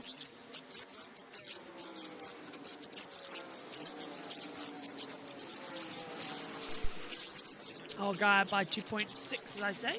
That's increased by 0.3 per lap. And he'll be using it more fuel. Catfield gets ahead of Poole as well. Elliott's now ahead of Sammy Smith, who I think we didn't talk about too much though, did we, Jack, in the pre-show? We'll dive into a bit now. After his move last week on Taylor Gray at Martinsville, he has been docked, what was it, 50 points in driver points as well. Fine 25k. Yeah. That's fair, isn't it? Because he held no remorse in the post-race interviews. No, I agree. I think even if he had remorse, I think it would have been completely fair for the penalty. Because realistically, you've got to penalise the action, not the person. Also, my echo is getting really frustrating. I'll see if I can... I'll turn it off and see if that works something. We're sort of fighting our own systems here. Unless Discord's had an update I don't know about. Right, how's that, boys? Can you hear me okay? Well, the test is when we speak. And? No, yeah, we can't hear anything. I don't know. Excellent. Okay, we'll get that sorted then. I just need to... Here's Christopher Bell. Throwback to the sprint car driver, Rick Ferkel as well, the 1905 inductee to National Sprint Car Hall of Fame. And that's remarkably good pictures for 1995, can I just say. They've upscaled that somehow as well. Very nice. Do enjoy some running here as well. Pit road, Kim. Kodak throwback car, and we know a number of drivers ran the Kodak colors. This specifically is a throwback to Ernie Irvin's 90s Kodak car. This team won the 1991 That's Parker Retzlaff. Daytona 500. One of the best looking throwbacks in the field. And the craziest part about this, we talked about that 1991 win. Where was Parker Retzlaff? Not even born. Parker born in 2003, and he told me that this has been a great learning experience for him, Throwback Weekend. Hey, I've been high. Throwback Weekend is one of NASCAR's best new traditions, although some people saying it's going out of fashion, others saying it's just getting into fashion. The more it goes on, the more unique circumstances start coming back and we start playing with it. So it kind of works, it kind of doesn't. Either way, 11 to go here in stage 2. Lap 80 of 147, 67 to go. Ed Burton, by the way, can confirm made an unscheduled stop due to a tyre going down. Yeah, so I thought came in, it was 2 laps down in the pit road, and it was the tyre going down then. I thought it was something along that line, the way we saw him bounce off the wall and get collected, and the way that car sort of shimmered. It was suggestive of a tyre failure. This is some run by Brennan Poole, by the way. He's been in the top 10 this entire stage. He's honestly been absolutely superb. Brennan Poole, look, I know the guy's an older guy, he's in his mid-30s, but if any team wants to get this guy a top ride, please do. Paulig, I'm looking at you. I know you're sick of Josh Williams. Who is he at the moment? No idea. No, I can't find him on the timer screen either. Three wide further back as well as we see the 17 of Chase Elliott going through. And now he's battling with Brendan Poole. Poole nearly touching him at the rear and sending him into a tiny spin. He's just coming up to a little kiss at the back as they pass Greg Van Alst as well. He's running in 37th position and last overall with the retirement of Chris Wright. 8 to go. As we come through, we ride on board. Well, this is one of the Toyotas. Is this Brandon? Who's really on board with here? I can't quite tell. Well, that's helpful. We don't know who it is. I think it's not Taylor Gray. Who's got the sport car on board? Sport Clips, that would be Christopher Bell. So it is Christopher Bell on board with the 19 running up there as well. So that's Carson Catfill as well, who's just gone back ahead of him. Further up. Chase says, I'm excited to see the Dale Senior throwback Austin Cindric is driving this week. It drives me bonkers that Austin Dillon, aka the imposter, gets to drive the 3 car just because of his granddaddy. Yeah. Well, the thing is, the 3 car was retired for people outside the Earnhardt and Childress family. So realistically, I think once Austin Dillon retires, I think the 3 will get retired. Yeah, I think its days will be numbered at this point. As Hill, and Sanchez, massive snap coming out of turn 2 on the backstretch, Jack. They both snapped, both saved it. I love how there's 2 things on it about that scheme. One, I love how Cindric announced it right after Cota, after he right hooks Ty Dillon. Because he's basically going to NASCAR, you guys really going to suspend the Intimidator? And secondly, I often call him the Syndrimitator. I can't say it. Syndrimitator. That one works. So Sanchez... I don't think they touch, by the way. No. I don't think they touch. I think he packs air on him. Yeah, Sanchez got loose, and then Hill got loose as well at the same time. It was just a synchronised movement, it looked like. And now Hill's going down low. Sanchez taking the high line through 3 and 4. And both sort of the faster line here. That's why we rub up against Darlington, Jack. Against that exit wall, both inside and high, pretty much similar, which is unusual for an oval. Yeah, we've got... Yeah, I found out Josh Williams currently is 30th. He's not been doing well with Corleg whatsoever. Like, bro, Daniel Dye's ahead of you, my guy. That guy should not be ahead of you. Jack, I've got a little question for you about TV at the moment. You're watching the same coverage as me, aren't you? Is that timing tower further inside the picture than it usually is? There's too much dead space on the left side.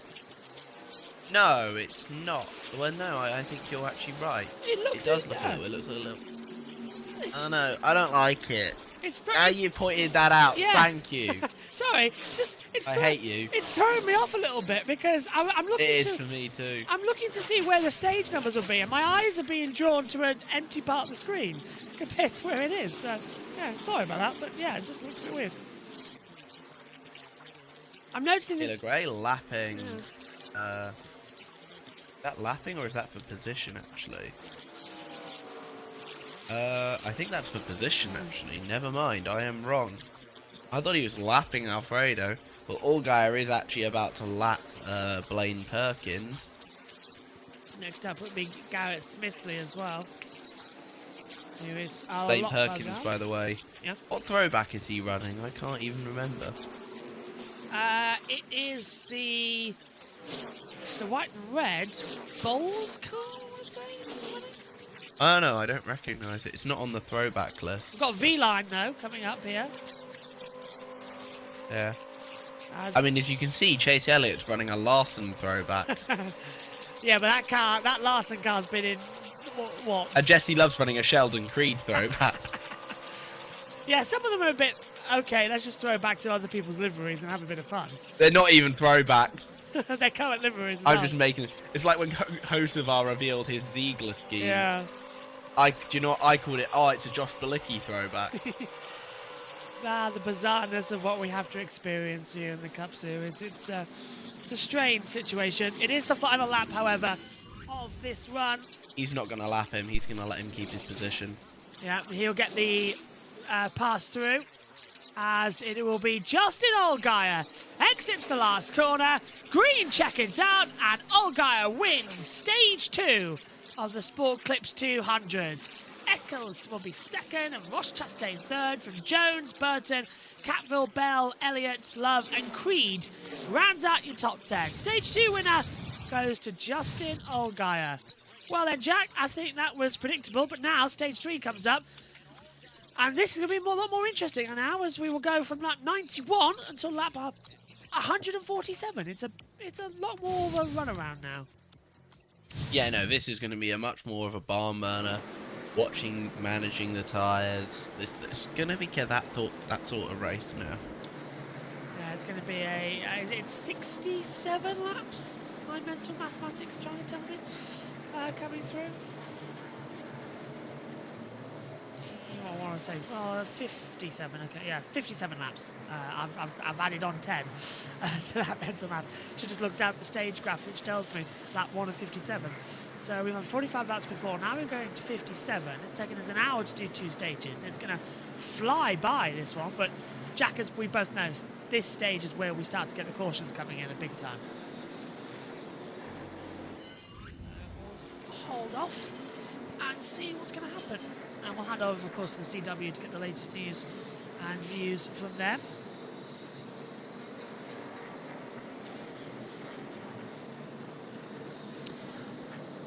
Josh Bilicki's moved up into 22nd position as a heads up. Very sadly, I think we're back to JB cutting out on our side as well. Even though you're the quietest I've ever heard you, like in about 2 years, it's the quietest I've ever heard you. Still, you're cutting out so much. Yeah. Can you hear me now? Well, I mean, yeah, we can hear you. Yeah. Okay. Yeah. I think I don't know why it's cutting out. I've literally got no idea. It's starting to drive me up the wall. This Discord. Yeah. After this, you'll need to copy every single setting for the voice from the other device to try and get it working.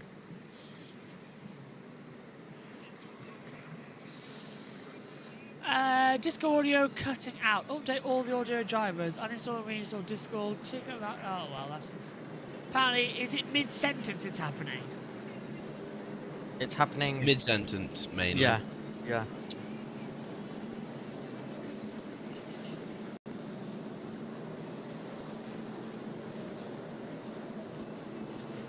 But sometimes it's not always your fault as well. Like on my Discord app. It's the echo cancellation. It's kind of a pain though with that off. Considering we'll hear every single sentence we say. And not all of us are Alex Bundle, liking to hear ourselves all the time. If I turn off input sensitivity and turn it down, how's that, guys? Can you hear me now? And we've fully lost him on our Discord. Can you hear me now? We've lost him. Man down. Can you hear me now? Can you hear me now? Nope. Yeah, we're good. Can you hear me now?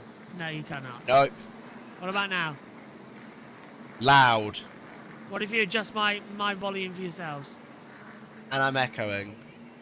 And you're cutting out JB still a bit. Okay, how's this at 60? Sounds fine. Yeah. And what if I do this and turn off that? How is this now? Is that better? Sounds fine to me. Yeah. Apart from the echo. Oh, echo. How's this now? Sounds a little bit of an echo. Full echo. Okay, how's this? Hello? Yeah, is that good? Good. I'm just going to turn you down real quick though, because you're Okay, all blowing right. my eardrums off. There we go. Alright, let's see if that works then. So we come into it. Let's head back to CW. In Darlington for the NASCAR Xfinity Series, looking at some of the shots of the drivers in the field. who have won here. And now we look at Carson Quapple's Race Fit Health Report, brought to you by Tree. We did the food and beverage, right? Let's go to the other side, the workouts that keep him healthy. Yeah, a little high-intensity training there on Mondays. Mondays are always kind of a recovery day for me when I drove, from being exhausted over the weekend. But I see sauna right there, weights and upper sauna, lower sauna. Big deal on a day like today when it's hot, because the heat is the biggest battle. I mean, typically your body's strong enough inside of the car, but it's the heat that breaks you down. All of a sudden making bad decisions. His teammate leads him down progressive pit road, Kim. And that would be Justin Allgaier, who said tight on entry. You see him at the top of your screen, but a little free laterally when he gets to the top of both ends of the racetrack. And then late in the run, the back end of that car out of the racetrack. Coleman didn't want to take a big swing, but did want to make it a little bit better for fire off, Dylan. Jack is middle of the screen, said he's a little bit free into turn 3, but he almost didn't want any changes. Going to make a really, really small air pressure adjustment. He's happy. Ross Chastain said he fired off free, and then he got too loose everywhere and couldn't get the power down. Make an air pressure adjustment and a right rear chassis adjustment to tighten him up in the 9. And now we get the race off progressive pit road. Number 1 pit stall up there for Connor Zilic, who won the pole last week, but he's not been close enough to the front for that to be a factor. Allgaier holding his position, so does Eckes. Brandon Jones, who won the race last time, goes +1 here. Chastain is 4th off pit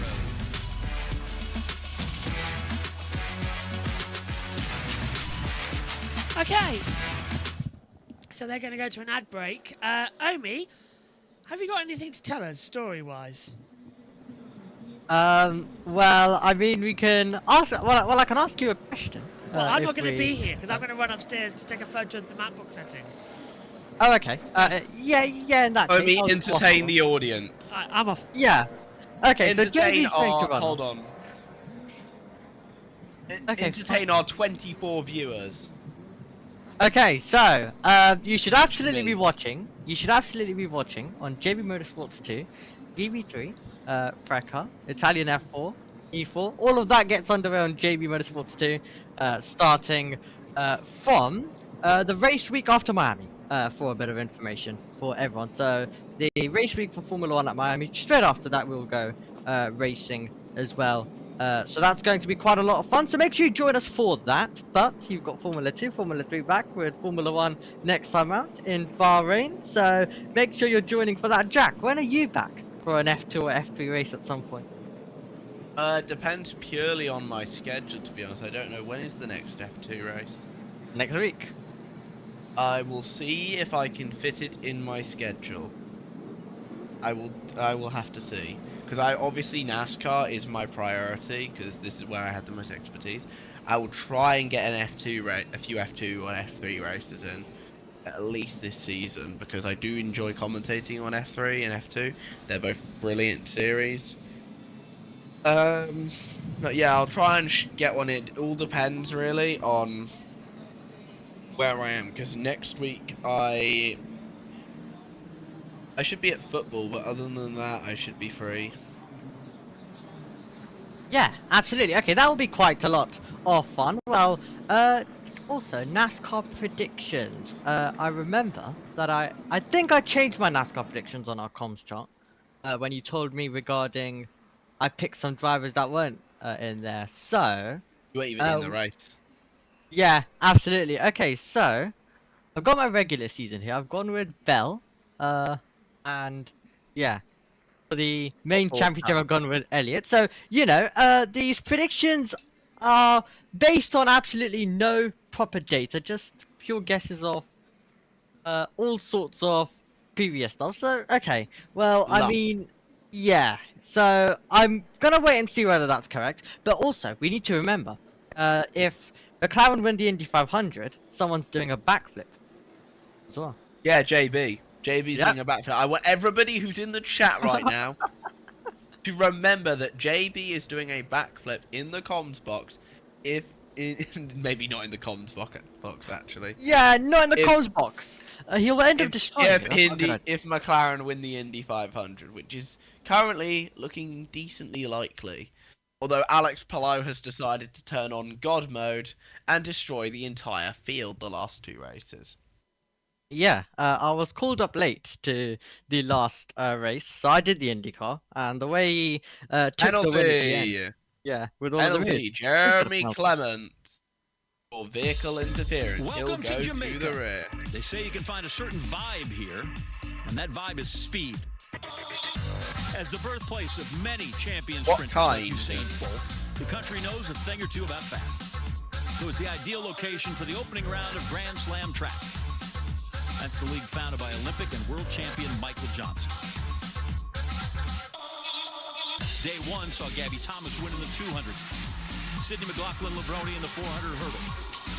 Grant Fisher, a late sprint in the 3,000. And Kenny Bednarik. Penalty. Jeb Burton. Vehicle interference. Grand Slam champions will be Sorry, determined. no. And it's all Safety coming up right here violation. after My NASCAR, bad. here on the CW.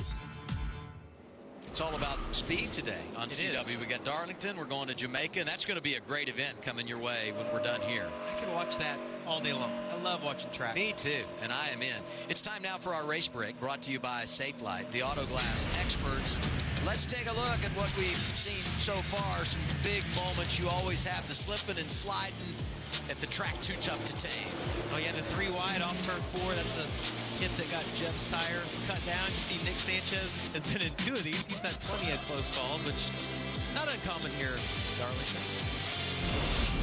A couple of penalties under caution. Safety violation for Jeb Burton. He did not get the free pass. He remains 1 lap down. Nick Light's got the free pass, so he'll be back on the lead lap. And also Jeremy Clement's got a vehicle interference violation. Here's what transpired with the driver from here in South Carolina. Oh, just almost has. You don't really know inside the car. You're like, I think I've got him cleared, but not 100% sure. It's like when you're pulling out. You don't want to hit him. You ask your wife. Fender up too. Right? You ask your wife, am I clear? Am I good? Right. Yeah, right. How about Allgaier? Race leader takes the inside lane. Again. Yes. Yeah, well, he's gotten the lead every time right there and gets another incredible launch on that inside row. Those Cup guys will be watching that, Adam, because I feel like that outside has been, for sure, last year was kind of the dominant choice. So you see Chastain's able to follow him through. See if he can hang on to him a little bit longer here. If they made the right adjustments to the 9 car. Seemed like the last run, he could make it about 8 to 10 laps. See how long they're going to make it this time. Stage 3 is underway here. And Allgaier leading from Chastain coming into it as well. Good clean restart, but now we've got Chastain coming in low. Chastain. And he takes the lead coming into 3 and 4, Jack. So now Allgaier's have to... My... Oh, and Allgaier's staying up high.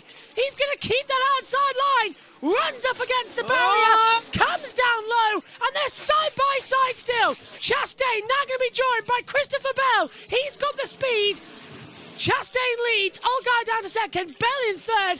But now, Bell comes swinging down low as we start lap 100.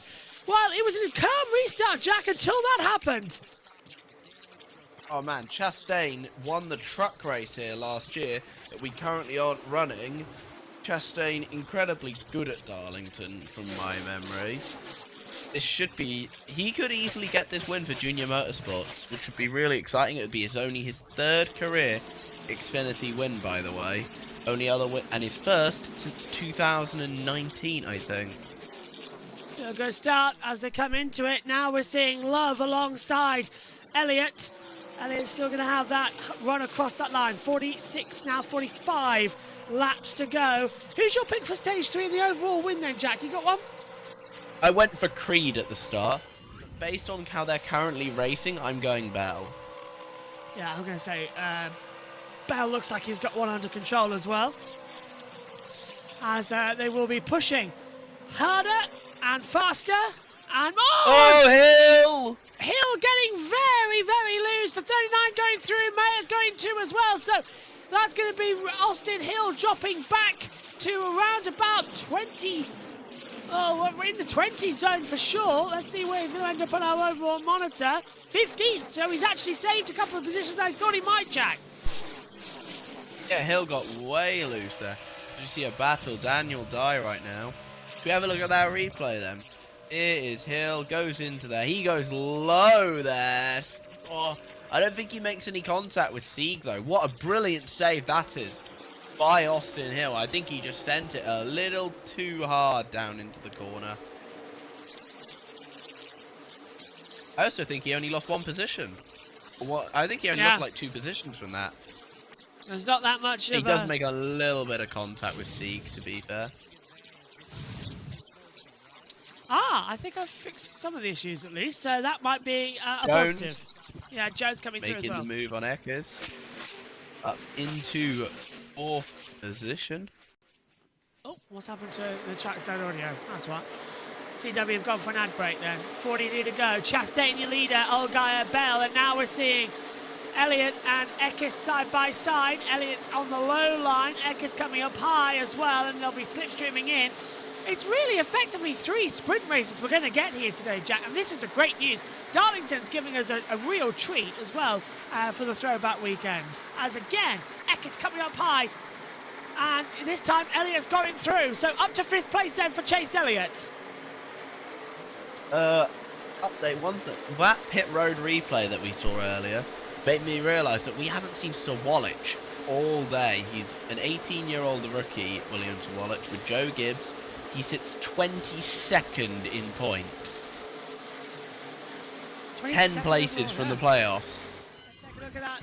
Yes, he does. 133 points coming into it. You can see on your map there up here in the box.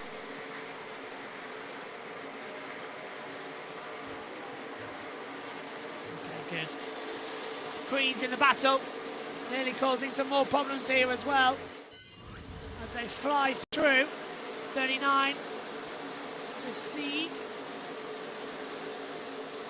This is over 12th position. And Sam Mayer's in there too. And adding that as well, Hill is chopping. Daniel Dye is in there as well. Just stay calm, boys. There's a long way to go in this race. The last thing you want is an accident. As we see the remnants of what we've got there on the 40 car there as well, the 41. There is the 41 with Sam Mayer, with no rear backing coming through as well. It's changed over a bit too dramatically for my liking. How's that been ripped off then? Has he touched the wall somewhere? We'll try and push up against it a little bit. He hit the wall earlier, Sam Mayer. The Allgaier keeping L behind for now. The El Salvador move. 39 to go. Exit of 2. Down the back stretch now towards 3 and 4. You can see live with the riders. There is the 9, the 7, and the 19 together. Chastain, Allgaier and Bell leading the race, and no matter what line you choose, the gaps remain the same. 4:10 separating all of them on the Delta as things currently stand. And joining this little crew is Brandon Jones as Sam Mayer goes to the inside line and makes a nice switch on the inside of the 10 car, Daniel Dye. So that's going to be him back up the move to get lapped in. But I'm not going to lie, that damage clearly isn't impacting his performance. No. I'll be honest with you. Still looks quite quick. Harrison Burton's wanting to spoil the party too. As Bell to the inside of Allgaier maintains it going into the corner. They're side by side. I think Allgaier's just gonna snatch it. He's got it, and out that line was quite close to putting Bell in the wall, but it's gone in a bit better. As we've got on the backstretch now, Chastain alongside Allgaier as well, as they go down low. Allgaier set up high, Bell's coming into it as well, as side-by-side action again, having the problems. Yellow's come out. So what's caused this then on the board? I'm told Taylor Gray is what I've been told. Now Gray, that is him, was running in 19th position with 36 to go. Allgaier on the back of Chastain, big slide, and just gracing the wall, and the biggest save Taylor Gray is going to make. He's got... I don't know if I'd call that a save, Josh, I'm going to be honest. Well, he's not whacked the wall, he's just literally, he's broken down, well, I think 2 tyres at least, maybe 3, but yeah, snapped it round, he's just touched the wall, but he'll get away with it, and that was a save. Come on, that's a save. Not for me. If you hit the wall... if you hit the wall like that, I don't count it as a save. Yeah, but the way he was going in, it would have been a huge wreck. He managed to switch it round and just kiss the wall, not fully smash on. He'll have a decent bit of damage, though. That's the problem. He'll have a decent bit of damage. That's unfortunate for Taylor Gray. He's a really solid race car driver. One of the guys I actually really like in the field, by the way. He races super respectfully. Here is what happened. Is there some contact here with Daniel Dye, maybe? Oh, Daniel! Yeah, he cuts him off. He comes up and cuts him off. Yeah. Taylor Gray comes up, cuts Daniel off. Daniel doesn't lift. 6 Yeah. of 1. Oh no, or does Daniel misjudge it actually? It I looks think more like Daniel comes down from that angle and misjudges it slightly. Yeah, first angle looked like Taylor came up. Second angle, Daniel came down, and I think Daniel did come down on him. So, Yeah, it looked like he misjudged it. I don't think that was anything intentional there. No, I think he just simply misjudges it. Unfortunate. Intentional, no. And Gray now will have to... Well, who's going to be at fault for that penalty, and who will get served it? No one probably, because it's not intentional. Right, well, we're to yellow. They try not to penalise people. People don't get penalised in this for unintentional conduct, although a few drivers did advocate for it after Martinsville. Let's head down then as well, down to CW. Just on it, because if you have the fastest car, why do you Update change from it? Taylor Gray.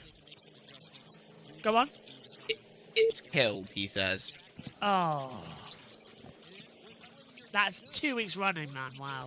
And why would you were harassing? No, why would we change it? But as you said, now you lose a little ground, and you have a different approach. We need to go attack the problem, and maybe they can do it here. And hey, here's another thought. You know, some of these drivers made that pit stop in the middle of stage 1. They only have one set of tires laying. They'll come here and get them, no doubt. But they are absolutely hoping we don't get another caution later. Let's get 19 radio Christopher Bell third. What do you need inside the car here? I need you guys to focus on the pit stop. Excellent pit stop. We'll win this race. And a tear off. 10-4. Make it happen.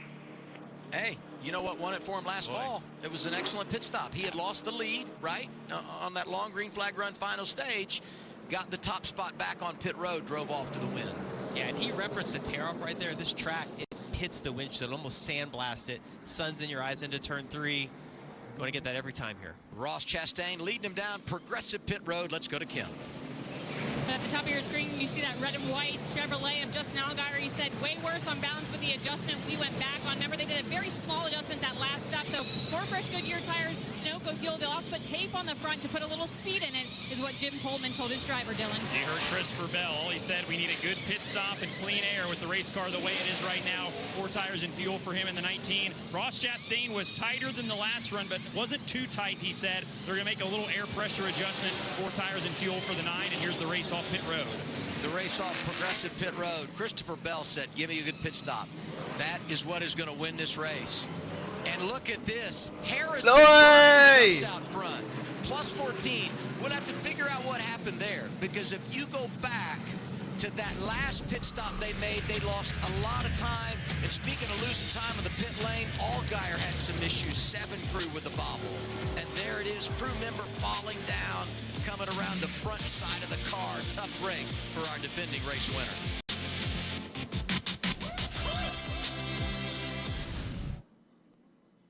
Harrison Burton in the race lead then. After a good stop on pit road. I didn't see who came out in front of him.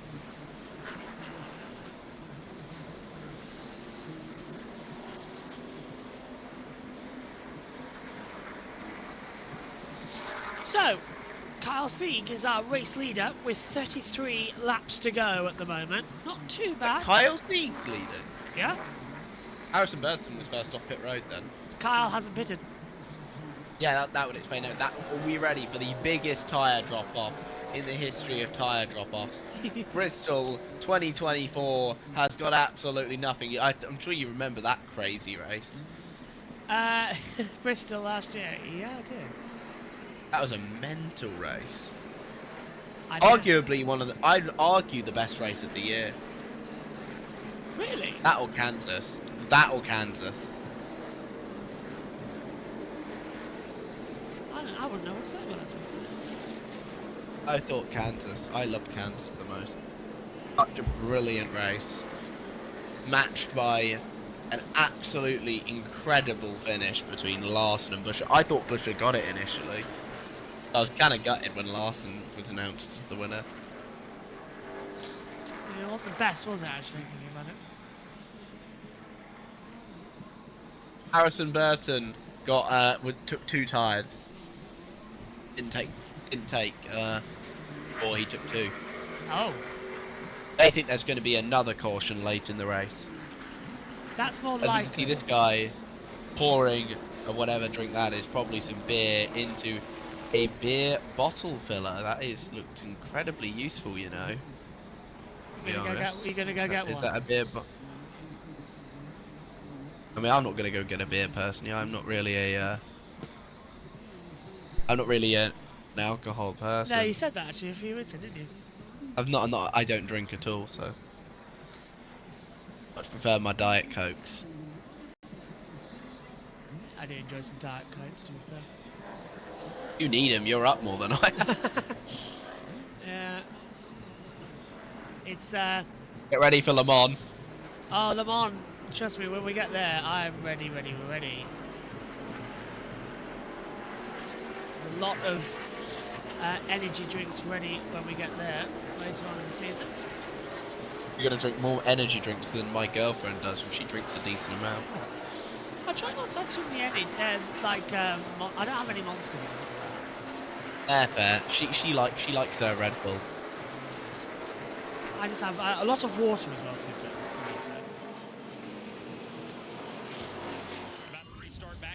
Yeah, we are about to restart. Thank you very much, CW. Here we go then. Harrison Burton, Brandon Jones down towards the first corner. Christopher Bell, Chase Elliott, radio. See how we can. They have a caution at the end of every race here, so hang tight for me right here, and we'll hold on to this track position. We'll come get tires when it comes back out. Yeah, so they put scuff. Yeah, they're not going to stop, are they? They're going to wait for these tyres, and then it's just going to be go, go, go throughout.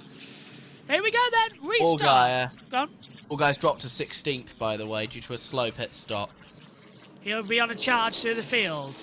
It will be 30 laps to go for the Sports Clips 200. A lap time of 30 seconds. That's around about 15 minutes. Can they keep it together? Green flag is back out here at Darlington. And we are racing. This is going to be under review already, isn't it? Already is brilliant restart from Brandon Jones and Christopher Bell. But behind them, Chase Elliott was way too far in. Oh, and not going anywhere. He's dropped back massively in the middle of the pack. And that's going to cause contact. Yeah, as I predicted it would. Yeah, this is now going to be a bit of a drama as they come out of 2. I'm surprised. Look at this. The field's all over the place. How are we not wrecking right now? Everybody's dropping left and right, coming down low. There's the one of If this was Martinsville, we would be wrecking. Oh, and we are wrecking. The 14th Oh, no, we are wrecking. Garrett Smithley goes around. Out comes caution number 5. And that was the messiest restart I think we've seen on the Xfinity for a while. Everybody everywhere. And a really difficult position. But they're still racing. The 9 and the 17. Do they know they're under caution? What's going on here? Yellow's out, boys. Stop racing. They are contesting position. They were side by side because basically NASCAR, the rule is if you want to contest what position you were in, you think we were ahead of someone, you'd go side by side. Oh, Elliot. Okay, maybe not. Maybe Elliot is just saying, hey, Mr. Ross, I don't particularly like you right now. He was getting into the back of him a little under caution. I didn't see what happened there. So what's this? Well, the 25 doesn't go anywhere. He has a terrible restart. Chops back for Burton massively. The 88 gets involved, taps the 8. The 1 comes in of it, and then Austin Hill's back there. And the 71 tags the 14. I think that might have been a bit of a poor block there from Garrett Smithley, hitting it on initial view. Garrett obviously battling with the 71 of Ryan Ellis, who's joined DJing this year. I think it looks like a bit of a bad block on Ellis's part, not Ellis, Smithley's part. But I think there will look like a little bit of contact between Chastain and Elliott, and Elliott obviously a little bit unhappy about it. Caution out then. We will continue to progress. Let's head down to the CW. Not right now, if you only have 1 set left. Well, you got to tell the good with the bad, okay? And I know that this might not work out for Harrison Burton, okay? And that's fine. But at the end of the day, but I will say this though. Let's go back to what even got him in this position. He won a stage because they decided to come down in stage 1. He comes in below the cut line after all his misfortune last week at Martinsville, and he's gained 16 stage points today, second best when you look at points scored. So It's hard, right? And I'm not the guy there. It's easy, I think, at times when things aren't working out to say, like, man, what's the end game going to be? But they've done some really good things today. And the free pass in this situation is going to go to Taylor Gray. He had lost a lap in that cycle last time when he had the spin. He'll get back on the lead lap. He is scored in the 35th position. I'm looking at Brandon Jones up here, and it's just awesome. A lot of see confidence. That car out front. Yeah. You know what I mean? And you think back to Phoenix when he had his first top 5 since last spring and the top 10s that followed and how good he was last week at Martinsville, even though he didn't get the finish. Today, he's leading laps, 6 out front, and he's got the field in tow right now under caution in Darlington.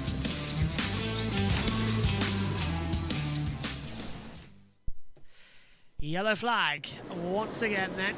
Yellow breed yellow with 27 to go.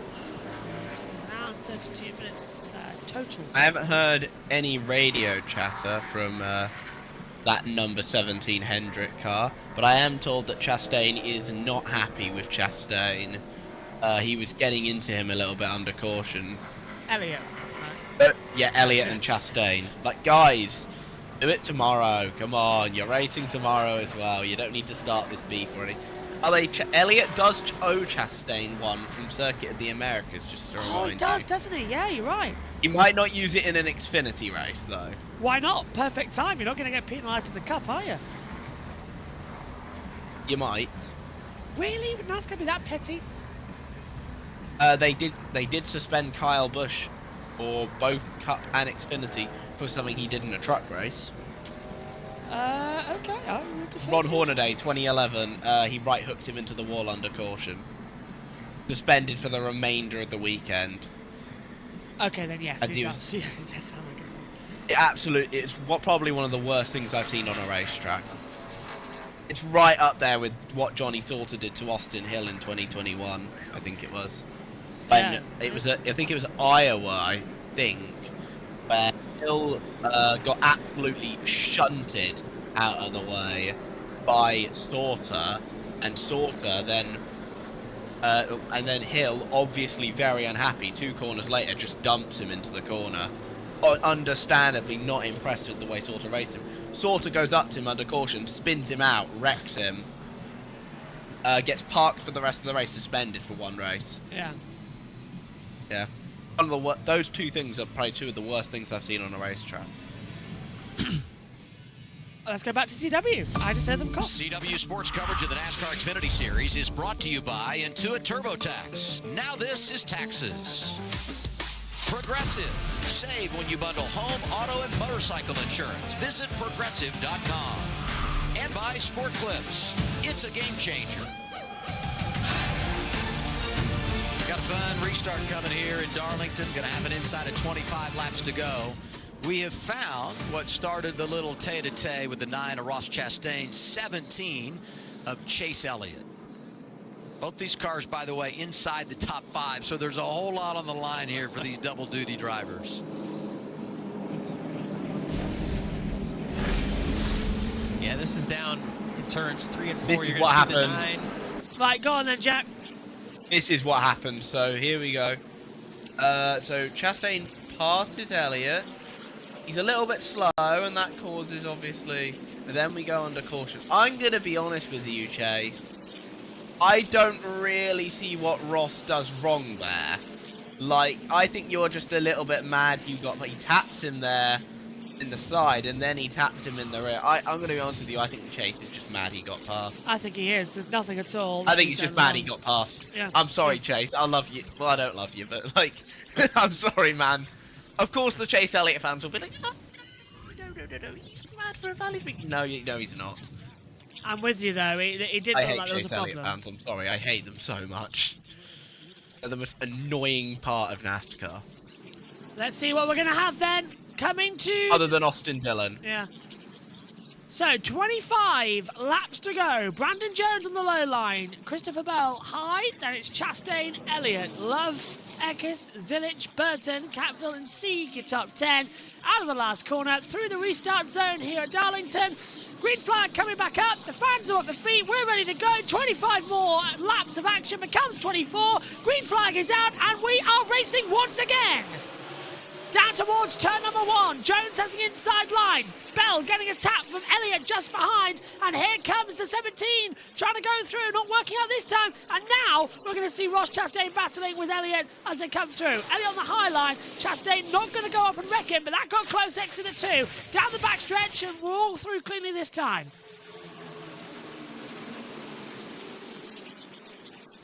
$124 of 147. Chastain coming up. Still not having any slipstreams.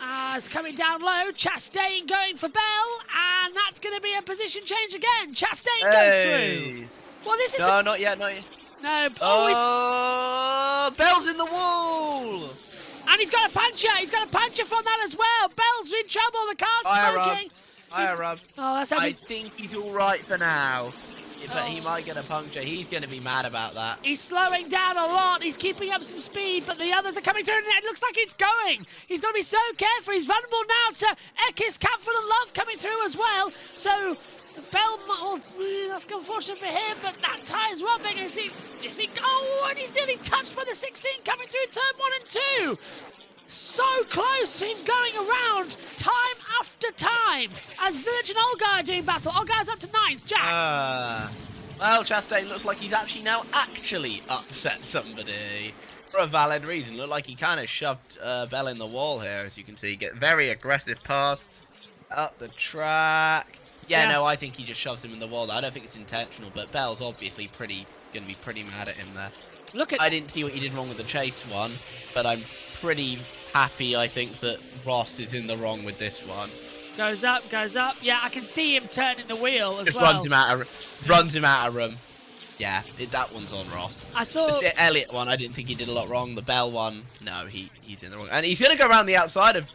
Is he going to make this stick? Round the outside? Ross Chastain! Oh my word, that's a fantastic move! Right round the outside at 3 and 4, and Chastain takes the lead to Brandon Jones, who's now going to filter in behind and try and get some toe off him. That was sensational. I'm just thinking of something. I've just realised Joe Gibbs Racing have won just once so far this year. Yeah. And that was at Phoenix with Amarola. Joe Gibbs' car is yet to win again this year. And by the way, Sawalich is one of those guys who needs a win. He's currently running in about, I don't know, I think he's just inside the top 20, but he has not been in the top 20 all day until this point.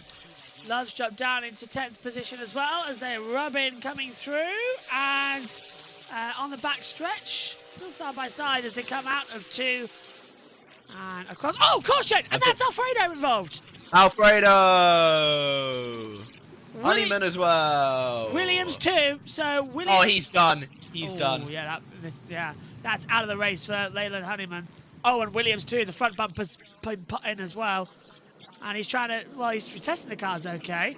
Anthony Alfredo involved in that. Rear bumper's been smashed in the front, so he was piggy in the middle. Caution number 6 comes out. Alfredo involved. Williams and Honeyman. It looks like Honeyman's out completely as well, as you say, Jack. That front is... Yeah, that car looks done. Yeah. That is scrap metal right there. Oh, and Sieg's got Kyle problems. Sieg as well, with the Ricky Rudd throwback. Is that tyre rub or is that an actual puncher? Well, the car's... A little bit of damage, but yeah. I don't think it's a puncture. He's warming the tyre to see if that's going to work. How's he come a cropper? Okay, so... Oh, that's some Meyer in there. Oh, it's just a case of pinching. So is that Burton? Oh. Burton kicks it off. Burton puts Honeyman up, who then collects into the side of Alfredo. And Josh Williams has an Arca brakes moment. Yeah. Oh, not great there for the 11. Yeah. Josh Should be Williams, okay to continue, but I think that Honeyman is 100% out of this race. Yeah, there he is. He's done. He looks pretty peeved. This deal is getting worse all the time. 18 laps to go, and we've had yellows. Lap 113, 119, and 130. We're barely getting any green flag running in. It's dangerously getting close, isn't it, Jack, to an overtime? That's the worry. I don't want this hopefully not. Yeah, don't want this one to end in overtime. It's been a nice, quick No, race. it's been a solid, quick race. I've been really enjoying this. I like these more slower paced races. Yeah. Bristol next week, all 3 races live with track camera. So if you think this is great coverage, if you're enjoying it now, next week join us where we will actually broadcast track footage from Bristol for all 3 races. I'm even stepping away. I think I have to step away from IndyCar at Long Beach. So yeah, to cover the this one, to cover Bristol. Unless Bristol's on the Saturday, I can't remember. Sometimes it is.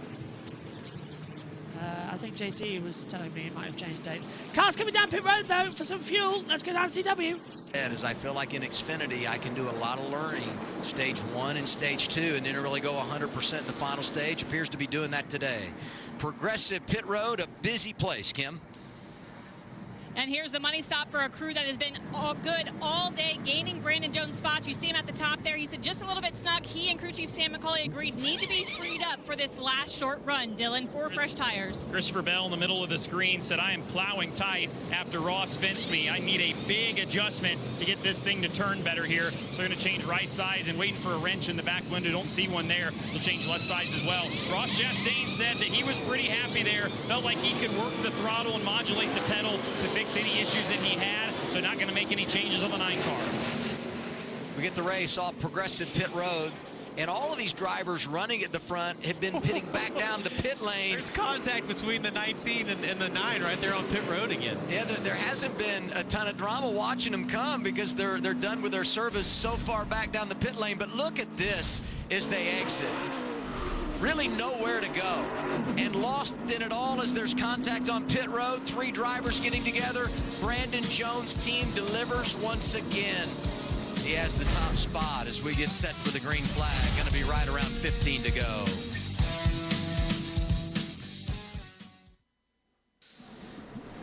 Yeah, 15 in now to go. And we're going to wait up.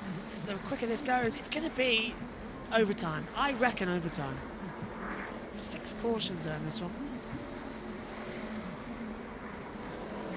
Brad Keselowski on Twitter. I just wanted to read this tweet out. I went to the merchandise hall just now where it hit me. Seeing all fans all dressed up in older gear reminded me that Throwback Weekend is much bigger than just the paint schemes. This weekend connects new and old fans in our sports history in multiple meaningful ways for everyone to enjoy. Brad, absolute fact. Brad is continuing having an insane run of good takes right now. That's scary. He's having so many good takes. Let's not go that far and start praising him all the time. Jack, there's too many. Yeah. He's having an insanely good run right now of good takes. I'm sure he'll have one that I disagree with at some point.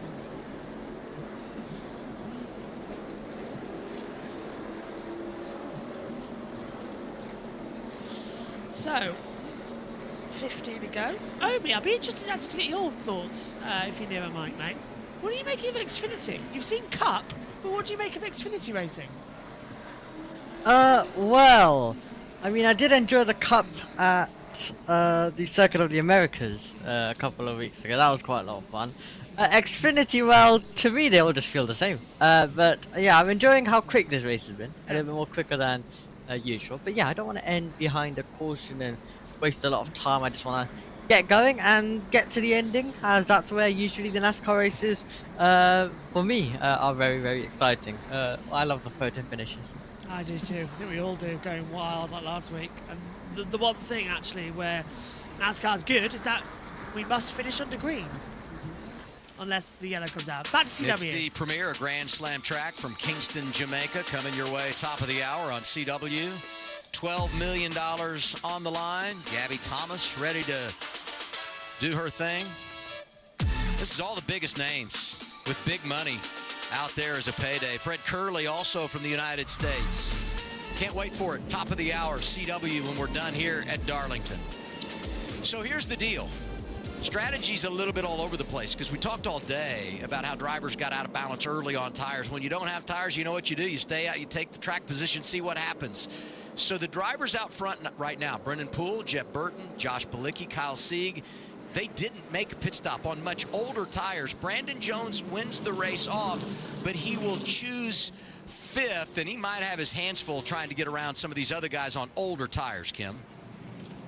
Including Jeb Burton. He was one of the ones that stayed out, but he did not take a strategy call earlier like some of them. Brennan Poole, he actually had a tire go down, and that's why they used up one of their sets early. But let's talk about his paint scheme. He's honoring his father, Ward Burton's 1994 Hardee's livery. This was Ward's rookie season in the Cup Series, and it was really all the sponsors' idea. AJ Transport, they're out of South Boston, Virginia. I talked with them in the garage. They were really excited about it, and the best part is when they went to design Jeb's suit, Ward said, you know what?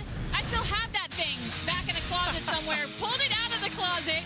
Fits still perfectly. This was then early in the garage. He still has that helmet too. So both of them looking sporty in the original fire suit and the throwback scene fire suit. Wow. I'll tell you what. It still fits. Yeah, he's ready to go. Ready to chase snakes. So Adam, we're chasing snakes. We're doing the choose here, and as I look at the guys that are racing for the win, it's not this group that stayed out. We know they're going to be at a huge deficit, and it might not even be about who has the fastest car on this restart.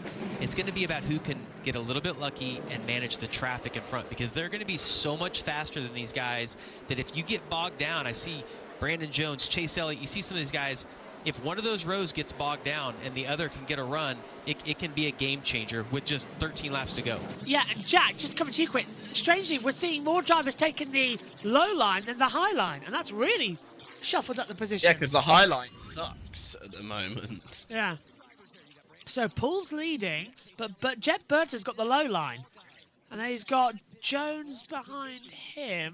Then we've got the 17 there as well. That's the debutant for this one. The not classified full-time of Chase Elliott coming in. Okay, ready to go greens. It will be 12 laps to go here at the Xfinity. That's a total of 6 minutes. Can these drivers behave themselves for 6 minutes? Answers on a postcard. No, they never can they? We'll probably add it to overtime. Right, this will be interesting. Brendan Poole will lead us to the restart with Jeb Burton. Green flag. And we are racing once again. Green flag flies here at Darlington. Getting loose there as well. Was coming in with Jones at the mid-pack. Oh, no, they not wrecked. The 48 getting loose massively of Nick Sanchez. The rear coming loose. And we're still... Sanchez and Bell collided. 4 wide in the mid-pack. Zilich in there too. How do they not wreck coming through 1 and 2? And they're still going through. There's my 500 wide racing. I don't know how that was possible through 1 and 2 at Darlington. I don't know how we've done that and kept going. Top 3 still changing. Burton's got it, but Brendan Poole's lost back. Here comes Brandon Jones side by side over the line. Jones will take the lead going down low into 1 and 2 and sweeps through. Chase Elliott trying to get the undercut as well ahead of Jeb Burton. All guys in there. Yeah. No, there wasn't. Okay, I was seeing things. Still 3 wide. Further back. I think Retzlaff is going there with Daniel Dye as well, and Clement in there. They were 3 wide right at the tail in 21st position. 10 laps to go then, as we begin to tick down. Faster and faster and faster. And look at this! Oh, that was Chastain and Poole, wasn't it, coming in? And Zilich involved in the 88. Zilich, I think, and Ekes pulling off a very aggressive block. And Poole is slowly falling down the field. He's not in as good machinery as these guys are, you've got to remember. And old tyres, let's not forget, they didn't stop. Some of these guys on new tyres, some of them on old tyres that are swapping through positions. Brandon Jones on that fresher tyre. He now leads. 9 laps to go here at Darlington. Chase Elliott. Reminder, this would be Brandon Jones' first win in 3 years. His last win, 2022 Martinsville, and we have lost TV pictures, ladies and gentlemen. Yeah. Let me just quickly... Hold on. I can commentate quickly. Hold on. Well, this is always going okay, well. So go on. Joe Elliott currently. Let me when you got TV pictures back, and until then I will commentate. We got Justin Allgaier. We're back. Well, no, keep going. Okay. Yeah, we got Justin Allgaier and Chase Elliott battling for position. Brandon Jones is currently pushing that lead forward. We are on right now for a Josh Bilicki top 15, by the way. Never mind, he's just dropped out. My life is ruined. Carson Kloppel, by the way, has just caught up to Ross Chastain. Gonna try and maybe make the move for 4th place. Taking, obviously, Kloppel here. He's been not getting the results he deserves, in my opinion. He's been really good this season so far. He was really good on that Circuit of the Americas road course, specifically. Going to be 6 to go shortly as well. Jones still leading this one as they try and get through. We've nearly lost pictures. We're getting them back now. Here we go. We're back to pictures now, Jack. You'll be glad to tell. Oh, hello. 3 wide coming back through there as well. And that's the 19 going slow. Rubbing there. Ryan Ellis and Bell. Has Bell got an issue, maybe? Bell is really slow. He's fighting that Oh, car. that was heavy contact. It's with Nick Sanders. He tried to get him back, maybe, or did he just slide up the track? I think he just slid up the track, to be honest. That was unlike Bell. Oh, and Bell, I think he's... got hit by the 48 as well. I'm seeing that now back myself, mate. Sorry. Josh Williams into the garage, mechanical. He's out. So that's BTW, and that becomes our 3rd retirement of this race so far, as Brandon Jones leads this race. Chase Elliott is 2nd, 1.2 the gap. So Brandon Jones on course. What did you say? His first win in 3 years coming up. Yeah, it would be his first win in 3 years if he were to win here. And his first time, I think, winning at a track that he's won at before. So a repeat win is on the cards. Jones going incredibly well with 5 remaining as they'll just continue to bring it in, bring that gap down, bring the racing in, and I think just keep it calm. We don't want a yellow and an overtime coming through. I need to check my stat quickly. Hold on. Has he won a track twice before? Nope, I am wrong. Never mind. Where's the other? He has won twice at Kansas. Right. So I thought he hadn't won at a track twice before. I'm wrong. He's won twice at Kansas. The only other tracks he's won on are Darlington, Martinsville, and Phoenix. 3 laps remain as they fly over. And this race now... That would be insane if Brandon Jones, of all people, is the first full-time JGR driver to win a race this season. I was thinking it was going to be Sir Wallich. Sir Wallich, meanwhile, has been about as fast as... I can't even think of a good joke. As your average McDonald's delivery... your average Domino's delivery on an England game. Oh, that'll do it. Yeah. 2 to go. Over the line. He's got... no caution, please. Well, next flag ends the race. So it's this lap that you've got to get through. White flag. Then it will be checkers. Everyone has behaved. This is when themselves. Jones runs out of fuel. Yeah, and then Elliott barges through for a win. The gap is closing a little bit, by the way. Into 3 and 4. Yeah, no, Elliott is catching up slightly. It'll be close. I don't think he's got enough time, though. White flag in the air, sponsored by Credit One Bank, and we are on to the last lap. The next flag will end it. Brandon Jones on course for his first win in 3 years, and JGR's going to have their first win of the season. And he'll lock himself into the playoffs, which is always a good thing. Come on, Brandon. Come on, you got this, mate. Into turn 3 and 4. The long wait is finally over. For the first time in 3 years, Brandon Jones reaches the checkered flag and conquers the track that is too tough to tame. Jones wins at Darlington in Throwback Weekend. Chase Elliott in second. With a Kenza throwback. Yes! With a Kenza throwback too. Let's go. A throwback car, 1 throwback weekend. I am happy. Olgaio is 3rd. Chastain finished his 4th. Catville ahead of Zilich. Eke Sanchez finished 8th. Creed completes the top 10. Sammy Smith Oh, we got 9th. a little bit of a bump here. We got a little bump Olgaio. from Olgaio here. That's just him. It's a little celebratory bump. Jones, of course, was teammates with Olgaio for the last 2 years. Yeah, just a little well done, buddy. He's been racing in this series since 2016, I think, at least full time. And man, it is good to see him. Career win, number 6 for Mr. Jones. What a race. Burnouts over the start line. Net down, waving out. Brandon Jones wins here the Xfinity Series at Darlington and locks himself into the Xfinity playoffs later in the year. Will he take Bristol? Is another question as well. Insanely more interesting to look at Bristol to see if we can have the access run there. The track too tough to tame. Brandon Jones has gone and done it. Let's head down to the CW then as we prepare for interviews. Well, you can almost hear them over the engine as well. Second win this season for Joe Gibbs Racing. I'll tell you what, that's a hell of a burnout he's got going on. It's been going on for a while.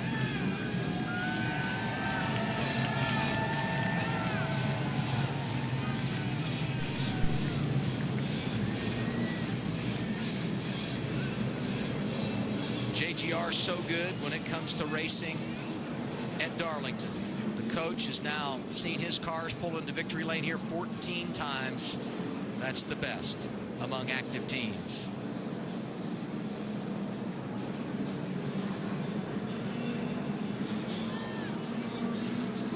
Nine of the last 10 races at Darlington won by Joe Gibbs Racing or Junior Motorsports, and JRM puts all 5 of their cars in the top 10 today. Here's Brandon Jones.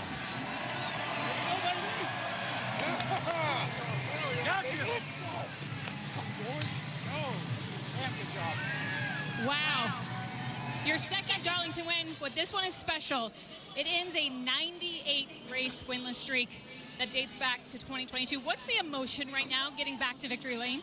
It's all for my confidence, right? But it's also nice to prove some haters and some people that said that I wasn't capable of doing it wrong again. So this race team has had it coming for a long time. Sam McCauley's one hell of a crew chief. Had so many seconds last year, so I'm glad I got that off my back to get him a win as a crew chief. This place is freaking awesome, man. I love coming to Darlington. Second win. Yeah, this is huge momentum. I knew we were on a high. Just didn't know it was going to happen. So all in all. As he gets a hug and a kiss. Turtle Wax, Menards, thank you so much for sticking with me in my career. We're going to celebrate this one big. I have to ask, because it didn't feel like your confidence wavered. In fact, you made a point during practice today to say that you were knocking on the door of a win. When there were doubters, like you mentioned out there, how did you stay true to yourself and true to this team?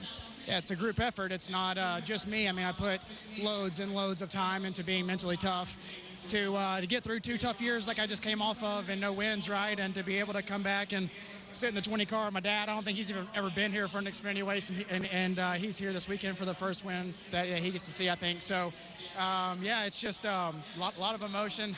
But, yeah, this is tons of late nights. This is a lot of midnights and going to bed really late to try to just stay tough and to continue to grind this out and to get our first win here for the season. Enjoy it. Thank you. That's Brandon Jones, a winner here at Darlington Raceway.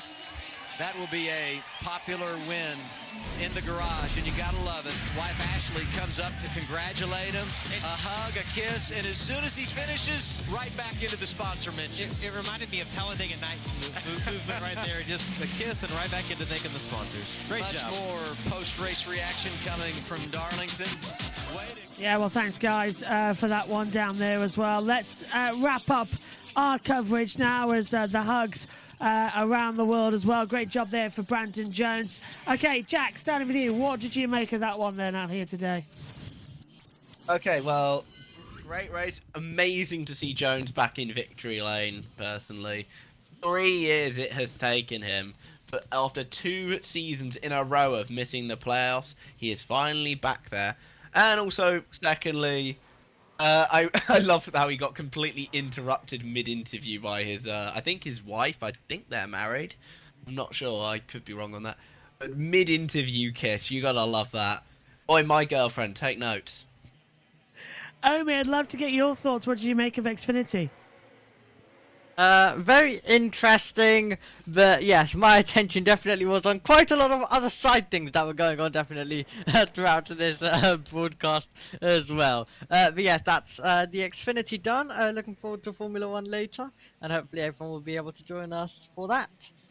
I hope so too. My thanks to you, Jack. My thanks to you, Amy, as well. We are off air slightly quicker. That's because March Madness is still kicking off as well for those of you watching on USRN, and we've got a lot to cover as well for Formula One, and we need some sleep because we're up early. 4 a.m. Grid Network, join us for Grid After Dark, and then keep us going as well throughout the day, because we'll have from 5 a.m. our pre-race show for Formula One. Take care then, everybody. The track that is too tough to tame has been returned to Brandon Jones. We'll see you then. Take care. Bye-bye.